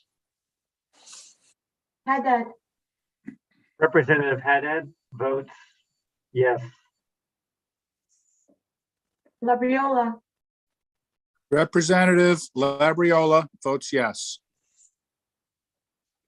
McCarthy Vehy, Representative McCarthy Vehy votes yes. McCrory, Moran Bello, Representative Moran Bello votes yes. Palm, Representative Palm votes yes. Rosario, Santiago, Santiago votes yes. Slap, Senator Slapp votes yes. thank you, Mr. Chair. Thank you, Madam Clerk. Moving on, item number 18, House Bill number 5491, an act concerning the State Property Review Board. A motion JFS LCO 4091 to the floor. Is there a motion? So moved. And the second. Second, Santiago. Motion made by Senator Flexer, JFS LCO 4091 to the floor, second by Representative Santiago. The underlying bill expands SBRB's authority to include reviewing and approving numerous additional property transactions, as well as reduces from 100,000 to 50,000 the cost threshold of construction service consultant contracts entered into by DS that require SBRB review and approval. JFS language specifically removed. There was some language in the original version of the before committee last week, the public hearing that included and incorporated deep and DOAG properties. The JFS language removes that and strikes that from the bill. Any questions or comments? Seeing no question or comments, Madam Clerk, please call the roll. Flexer, Senator Flexer votes yes. Fox, Representative Fox votes yes. Haskell, Senator Haskell votes yes. Thomas, Sampson, Senator Sampson votes yes. Master Francesco, Representative Master Francesco votes yes. Blumenthal, Representative Blumenthal votes yes. Carpino, Representative Carpino votes yes. Fishbein, Representative Fishbein votes yes. France, Representative France votes yes. Haddad, Representative Haddad votes yes. Labriola, Representative Labriola votes yes. McCarthy Vehy, Representative McCarthy Vehy votes yes. McCrory, Moran Bello, Representative Moran Bello votes yes. Palm, Representative Palm votes yes. Rosario, Santiago, Santiago votes yes. Slap, Senator Slapp votes yes. one more time, Senator, please. Yep, Senator Slapp votes yes. Thank you. Thank you, Mr. Chair. Thank you, Madam Clerk. Moving on, item number 19, House Bill number 5494. An act prohibiting the disclosure of certain contact information under the Freedom of Information Act. Motion J from the floor. Is there a motion? So moved. And a second. Second, Santiago. Moved by Senator Fletcher, second by Representative Santiago. The underlying bill will make a list of email addresses or a portion of the list confidential, not subject to FOI disclosure if it is created or modified by a legislator or his or her staff for purposes related to the member's public office. Any comments or questions or discussion? Representative Mastrosky, hands raised, the floor is yours. Thank you, Mr. Chairman. So on this particular bill, how would one determine a contact information, whether it was for governmental purposes or not? I'm thinking that many times the staff, somebody sends in an email, maybe inviting someone to an event, a legislator to an event, and they record that email address and the contact information, or people sign up to receive your emails. How would one know whether it's for governmental purposes or not? Thank you, Representative, for the question. My understanding and interpretation is that if the list is created or modified by a legislator or his or her staff for purposes related to members' public office. So I think in both the examples you just presented, that both situations, the email address would be remain confidential, not be disclosable. Okay, because during public hearing, there was a little confusion with the Freedom of Information Commission that they were basically saying that if it was for government business, then that should be FOIable. Did I misunderstand that? Is that correct? I think I could be mistaken, but I think what was discussed was if a email address, if somebody emails me for a specific legislative concern in the district related to that individual, I believe that my recollection was that the email address currently is disclosable, but the email is not. The body of the email is not. Okay. Whereas this legislation would maintain that same theory, but it would protect the email address from being disclosed. Does that make sense? Yeah. So basically, any email address, any contact information that the legislator has that's provided by their staff, all those email addresses are protected. That's correct?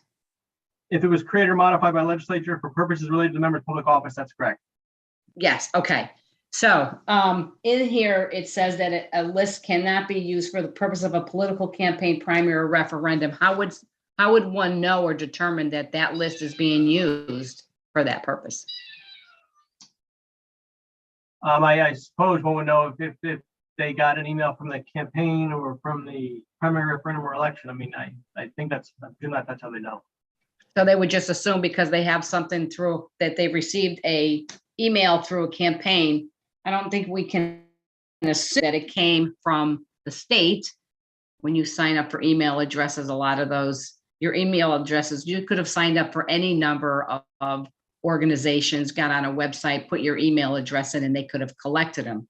So I guess I'm just trying to figure out in this part here, how would they know if it was a purpose of a political campaign? It's almost impossible to figure that out. In my mind, at least, anyway, because an email address could come from anywhere. Okay, I will. I think my other colleagues have some questions. I'll listen in. Thank you, Mr. Chairman. Thank you, Representative. Senator Sampson, hands raised, the floor is yours. Thank you, Mr. Chairman. Yeah, I listened very intently to the conversation at the public hearing also. And just to clarify what the result of the FOIA folks' interpretation of all this was, is that they said that any list or emails that are produced for a governmental purpose are FOIAble. That is not a conversation about how the list will be used in the future. That's a conversation about how the list came to be. And, you know, I had a couple of opportunities to question some folks back and forth. And my understanding ultimately at the end of all of the back and forth was that every single communication that any of us or other elected officials has with their constituents is FOIAble, because everything we do is in the act of our duty as a representative or a senator. If someone contacts me and you know, asks me even personal information from a constituent standpoint, and I reply to them, I'm replying to them as a state senator. And as a result, that's no longer privileged information. And that's good, because what it does is it allows other members of the public, if they are interested, to actually investigate exactly how I or any of you guys interact with your constituents. And if they want to use that information for the purpose of a campaign, then they should be allowed to. I do understand the concern about releasing the private email addresses of our constituents in a way that might be used for other purposes, except I really don't know how to avoid that. And I think that people have an expectation that when they contact their state legislator, that they are effectively engaging in communication that can become publicly accessible via FOIA. So I don't know that there's a real way to separate those two things. I also don't know that it's a bad thing. As much as I'm concerned about protecting the privacy of people's email addresses, I almost think that may be outweighed by the idea that, you know, politics and elections should operate in a competitive environment. And if someone wants to obtain my email list for the purpose of communicating with the people that are on my email list to tell them that I'm a bad guy or a good guy or whatever, I don't think any of us should be afraid of that. I think that's the nature of politics. I'm going to vote no on this bill only because, I mean, I think really at the end of the day, you got a choice. Do you want this list to be useful for government purposes or for public purposes? I almost trust the public more than I trust the government. Thank you, Mr. Chairman.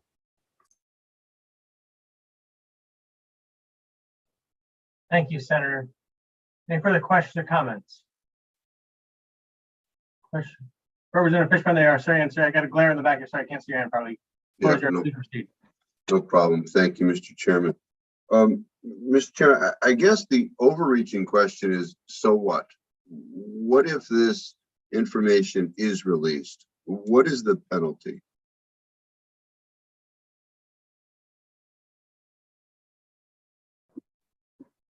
The penalty is that I suppose from a well, the penalty is that the private citizen's email address would not be made public.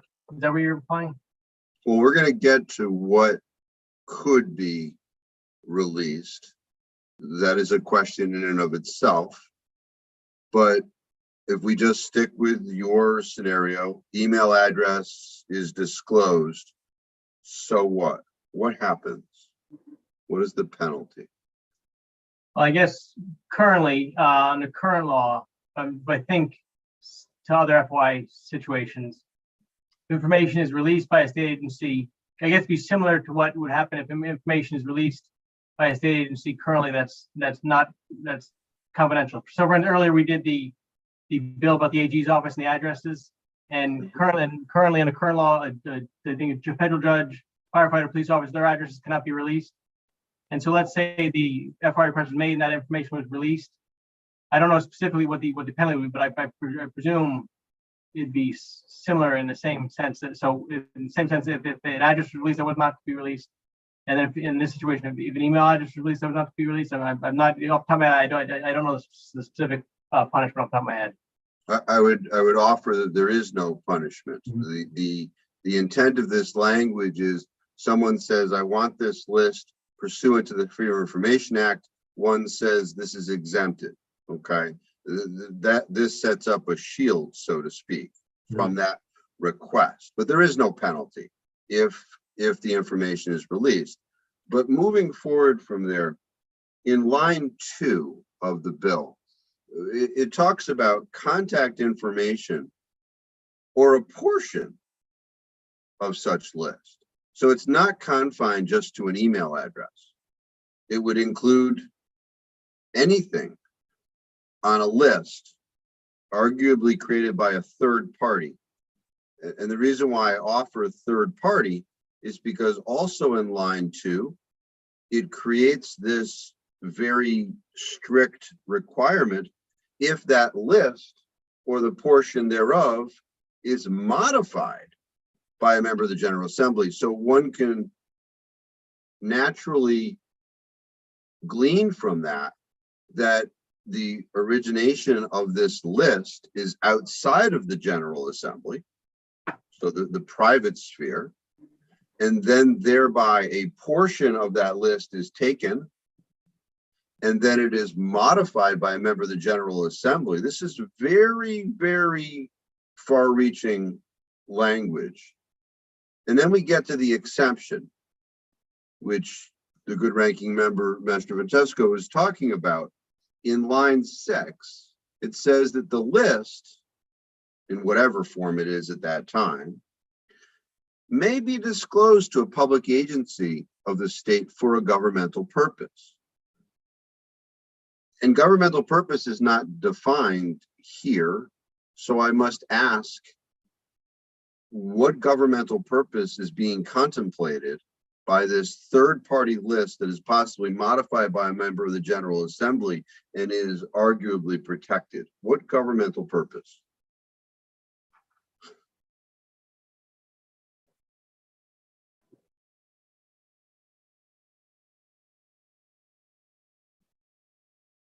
I believe you're referencing the line 6, the phrase government purpose, line 6. Yes, sir, the exception.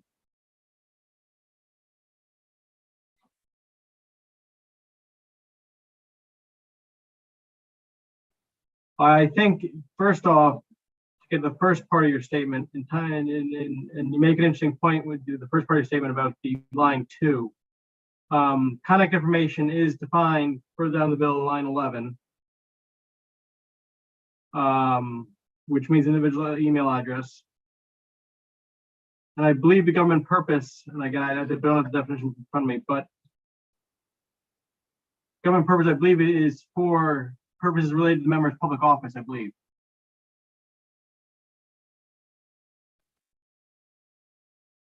What I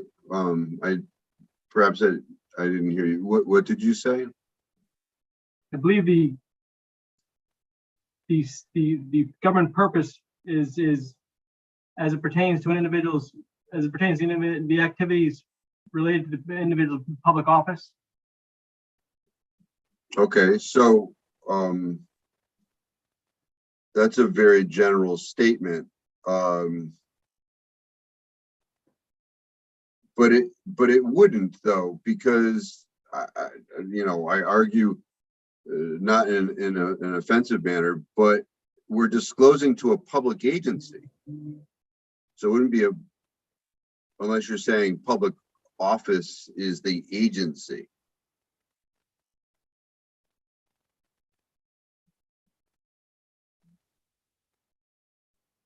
That a question?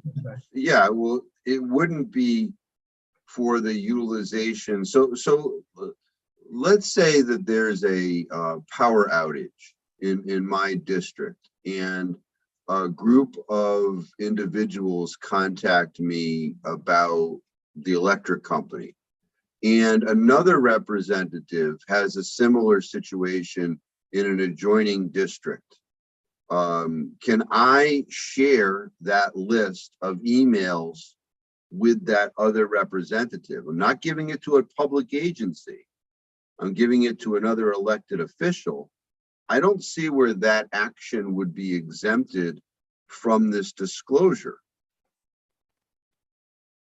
If you as a state representative wanted to share the information, let's say Representative Francesco. Yeah, I couldn't. It's confidential. It is protected from disclosure. I can disclose it to Pura, because that's a public agency, but I can't disclose it to another representative under the confines of this language. That doesn't make sense. I don't know what we're trying to do here, but there's a lot of gobbledygook here, with all due respect to the drafters and the reviewers and all that stuff. I just don't see this being a good thing. So, I'll stop. I'm going to vote no. I hope that somebody discloses what's actually going on here. And I thank you, Mr. Chairman. Thank you, Representative. Any further question or comments? Seeing none, will the clerk please call the roll? House Bill 5494 to the floor. Flexer, Senator Flexer votes yes. Fox, Representative Fox votes yes. Haskell, Senator Haskell votes yes. Thomas,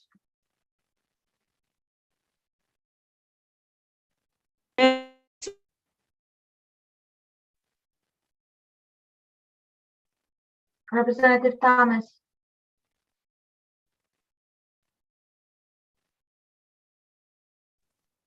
I'm not sure if you can hear me. I'm driving.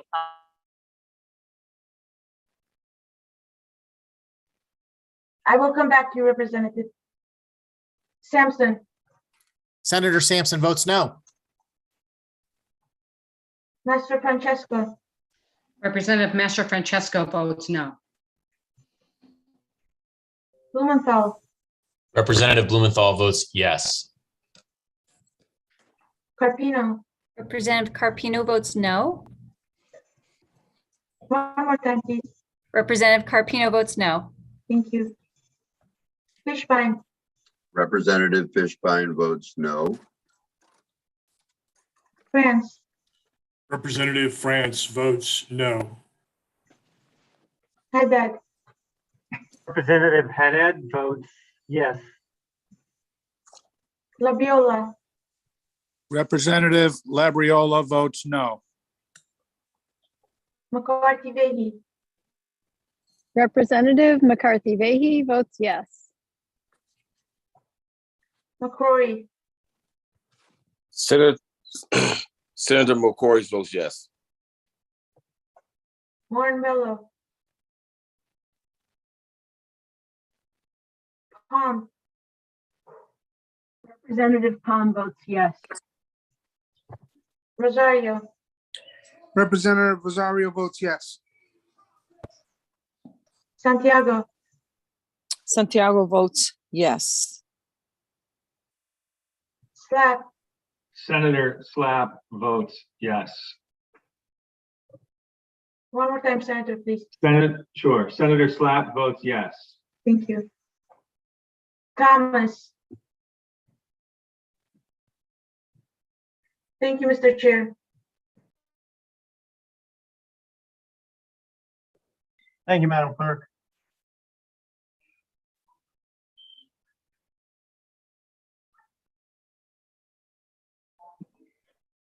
Moving on, item number 20, House Bill 5495, an act concerning government administration. Motion to JFS, LCO. One second. LCO 4088 to the floor. Is there a motion? So moved. Second, Santiago. Motion made by Senator Flexer, seconded by Representative Santiago. The bill before us does a few different things. First, it reestablishes the PRI committee in sections 1 through 10. It then addresses pre-qualification matters in section 11 and 16. And section 15, section 13 to 15, subjects to Yukon real estate purchases or acquisitions to approval by the AGO, OPMN, and State Property Review Board. JFS language, as addressed, makes a change line 391, adds during the past 5 years regarding reporting adverse proceedings to obtain pre-qualification. Is there any question or comments? Representative Mastrosky, your hands raised, the floor is yours. Thank you, Mr. Chairman. I actually enjoyed the discussion in the public hearing on that. I thought that this committee was very interesting and very beneficial to the residents of the state of Connecticut. I just had a quick question on the 5-year look back. Why was the 5-year look put in, and why that number?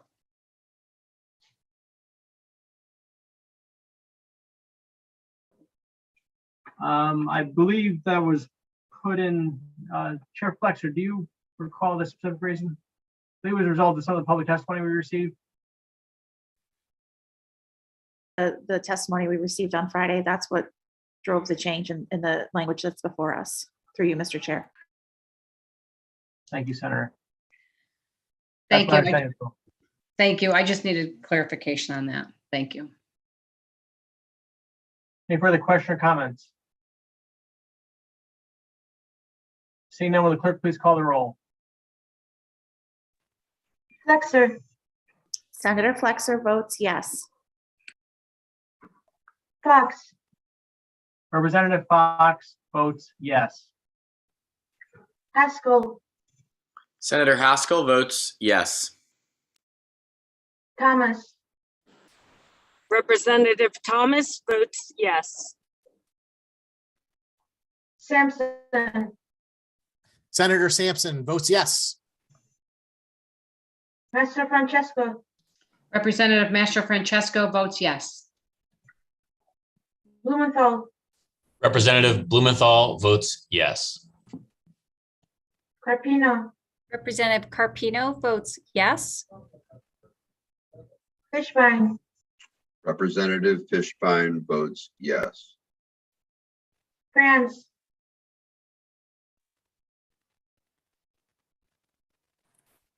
Representative France votes yes. Haddad, Representative Haddad votes yes. Labriola, Representative Labriola votes yes. McCarthy Vehy, Representative McCarthy Vehy votes yes.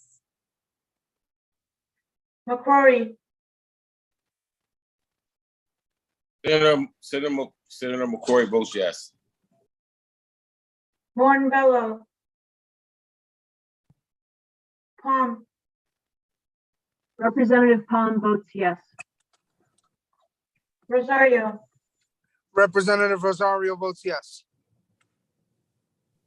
Santiago, Santiago votes yes. Slap, Senator Slap votes yes. thank you, Mr. Chair.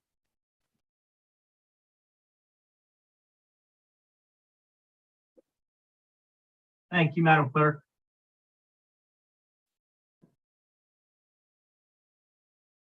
Up next, we have item 21, House Bill number 5496, an act concerning the Capital Region Development Authority, private investment in certain projects, and financial interests of members of the board. Motion to put to the floor. Is there a motion? So moved. And a second.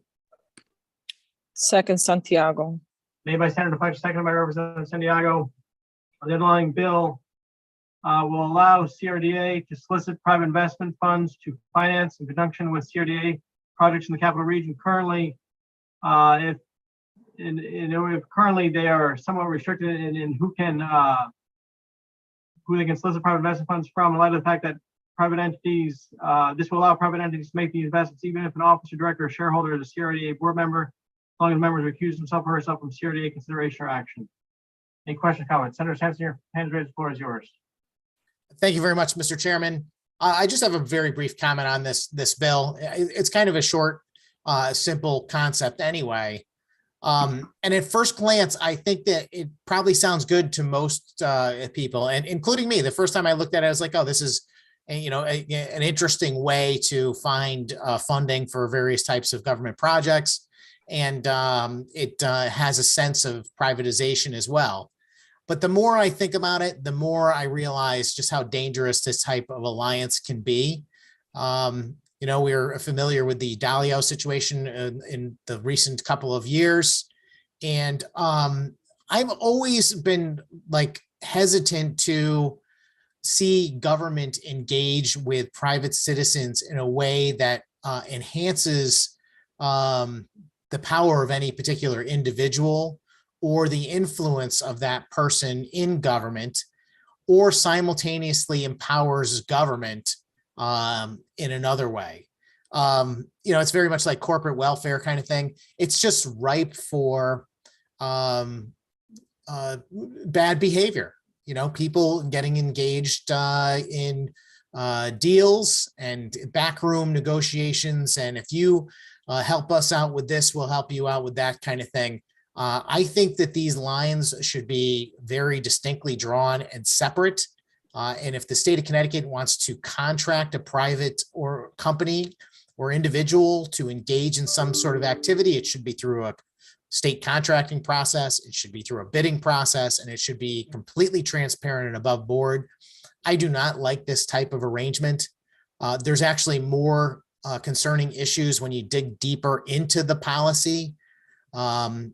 There's some language about CRDA board members, but it's not worth getting into all of that right here for this committee vote. I'm going to just say no today, Mr. Chairman, and I would caution others to really consider whether or not we want to create these types of partnerships and alliances between big business or wealthy individuals and the state and the government officials, which should be responsible to all of their constituents. Thank you, Mr. Chairman. Thank you, Senator Sampson. Any further questions, comments? Representative Fishbein, your hand is raised. The floor is yours. Yes, sir. Thank you, Mr. Chairman. I want to share the comments by the good ranking member from the Senate, but also my concern many times is the Freedom of Information Act.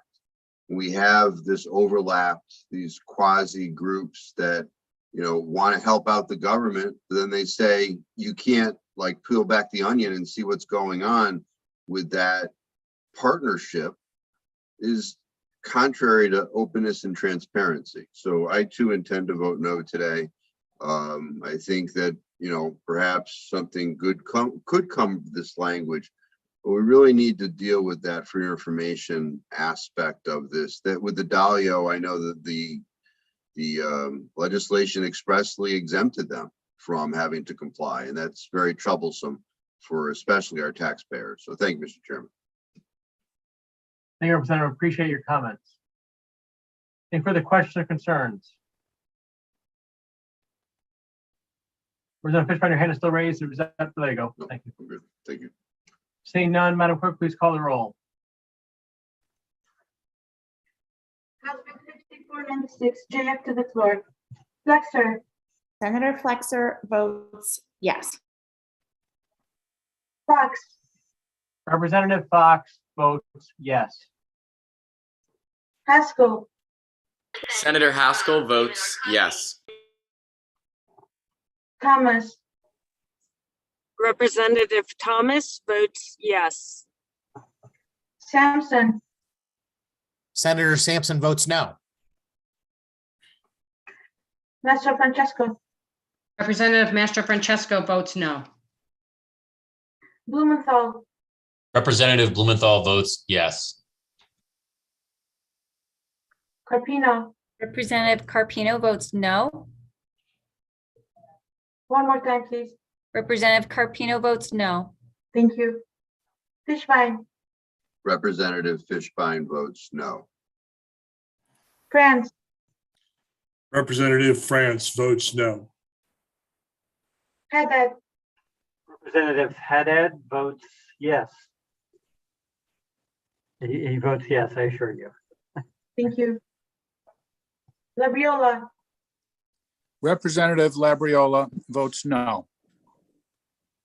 McCarthy Vehi. Representative McCarthy Vahey votes yes.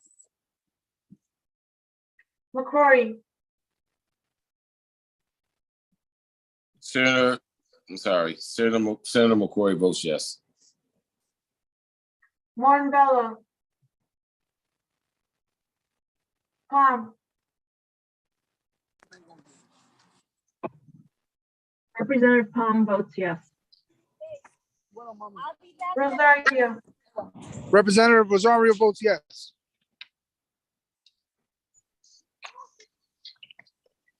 Santiago, Santiago votes yes. Slack, Senator Slapp votes yes. thank you, Mr. Chair. Thank you, Madam Clerk. That concludes the committee's business for today. I want to thank you all for your patience with the committee and your efforts and advocacy and intention thus far. Votes remain open till 6 o'clock. Our next meeting is tomorrow at 2 o'clock. Votes remain open to 6. Thank you. Madam Clerk, are there any votes I missed? Same here. Madam Clerk, Yes, Senator, I just need a minute, please. I'll come back to you in a minute. okay.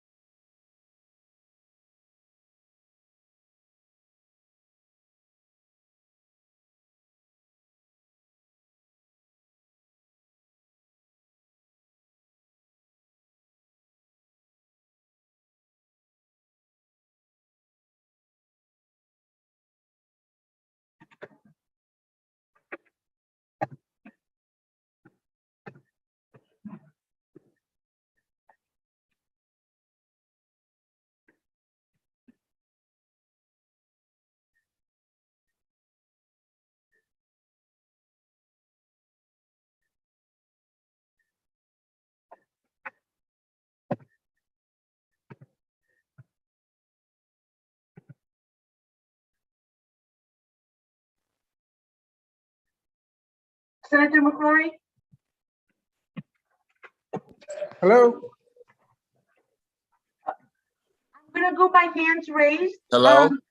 Yeah, Senator Yes. McCrory, yes. Yes, Okay. Senate Bill 349, yes,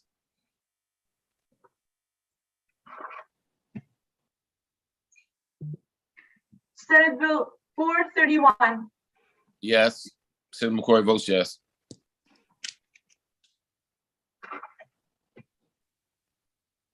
Senate Bill 436, Yes,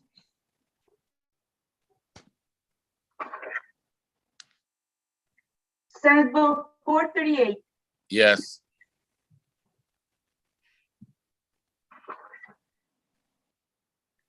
Senate Bill 473, yes, Senate Bill 475, yes,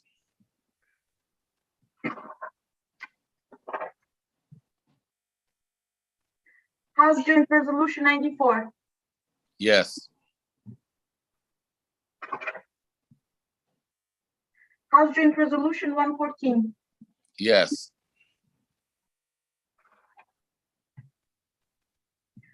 House Bill 5378, yes,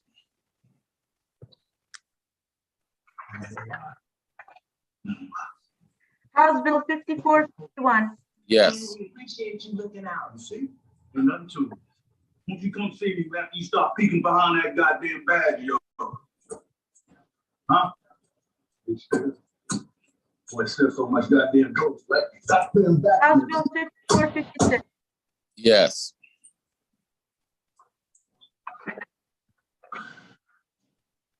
House Bill 5457, yes, Seeing someone so low.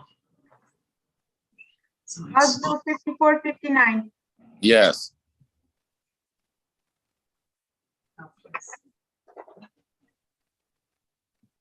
House Bill 5460. Yes.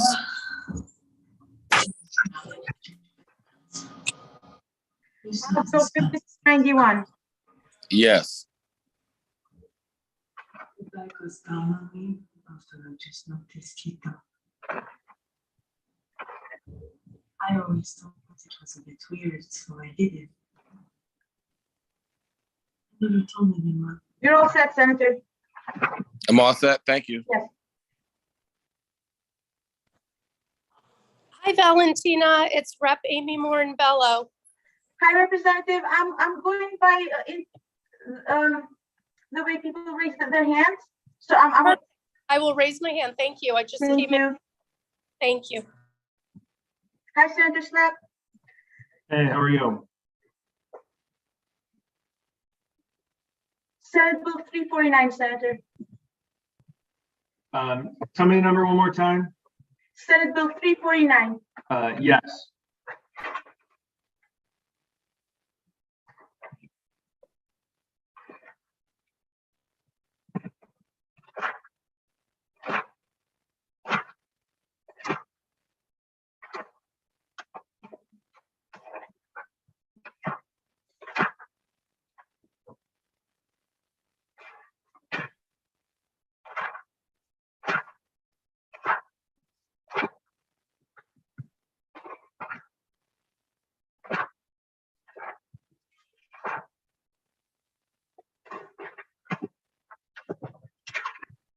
That was the only vote you missed. You're all set.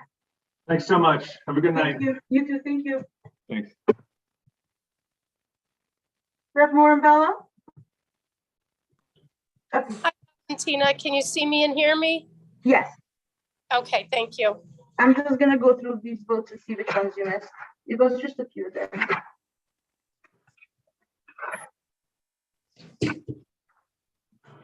I think I just missed either 2 or 3 votes at the end.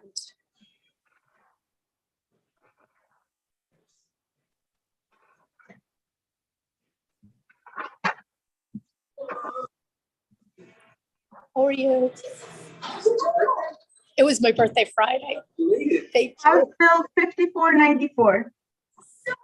Yes, Rep. Morinbello votes yes.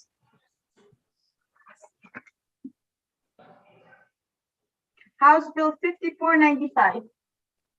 Rep. Morinbello votes yes. House Bill 5496. Rep. Morinbello votes yes. You're all set. Thanks so much, Valentina. Have a good day. Thank you. You too. Thank you. Hi, Senator Haskell. Hey, Valentina, I was in between this and public health. I think I got everything, but I was just hoping you might be able to confirm. Yes, definitely.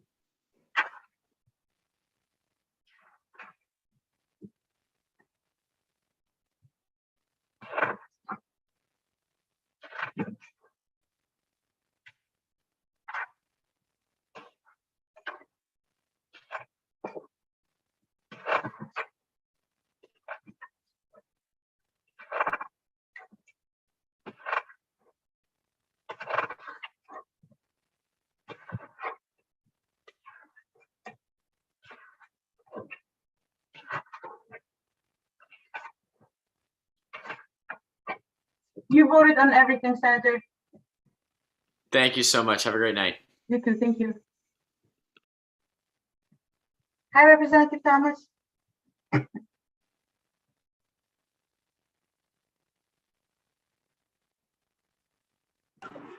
Hi, trying to do this as safely as possible because there's nowhere to pull over. Can you see me if I do that? I did before you moved it. Let's try Yes. this.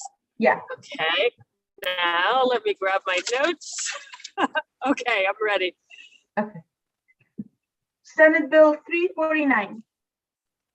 Rep. Thomas votes yes. Senate Bill 431, Yes. Senate Bill 436, Rep. Thomas votes yes. Senate Bill 438, Rep. Thomas votes yes. Senate Bill 473,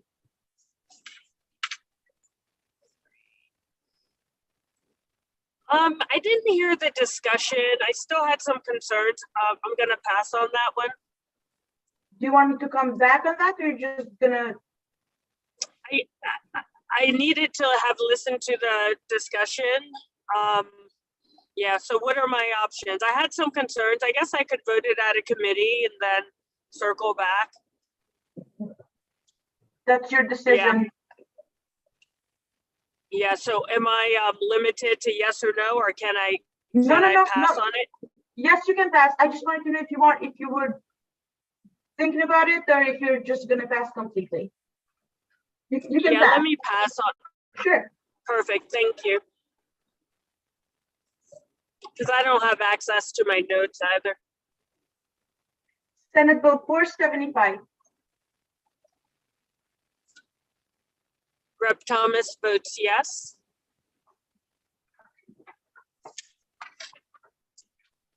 House Joint Resolution 94,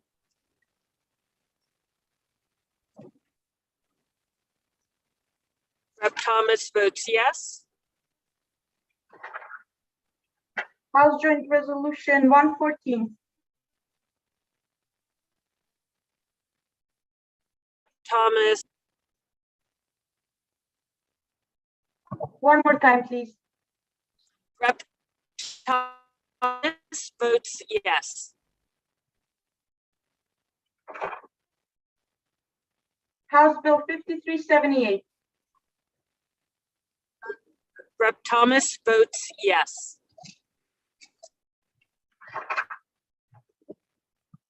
House Bill 5451, Rep. Thomas votes yes. House Bill 5456, Rep. Thomas votes yes. House Bill 5457, Rep. Thomas votes yes. House Bill 5459, Rep. Thomas votes yes. House Bill 5460, Rep. Thomas votes yes. House Bill 5491, Rep. Thomas votes yes.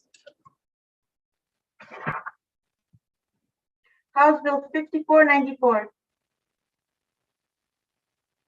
Rep. Thomas votes yes.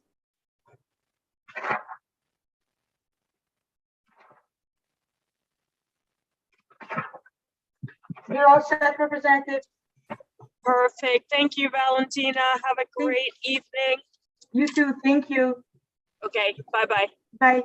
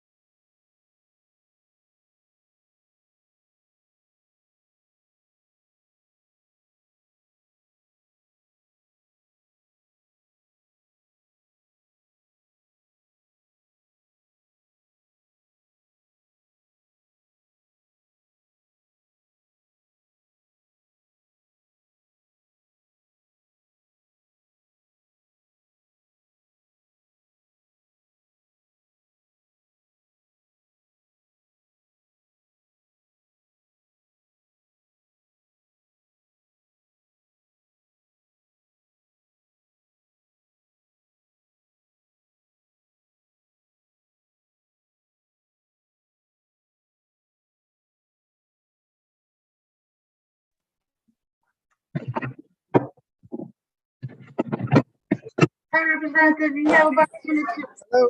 So, let me go quickly to see what you missed. Did I miss any votes? Yes, House Bill, Senate Bill 349. Hold on one second. I'm in the middle of a DTC meeting. Vote, You I have- vote yes. Yeah, okay, because you have like a minute. Senate Bill 436.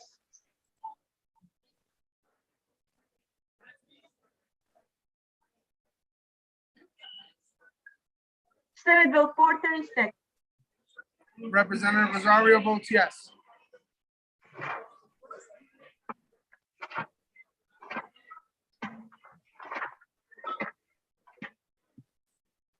House Bill 5456. Representative Rosario votes yes. House Bill 5457. Representative Rosario votes yes. House Bill 5459. We all set? No, House Bill 5459. Representative Rosario votes yes. Can you hear me? Yes. House Bill 5460.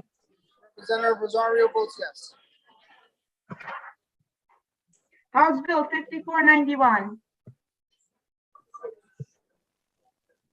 House Bill, Representative Rosario votes yes. Thank you, brother. Thank you. you're all set. Thank you.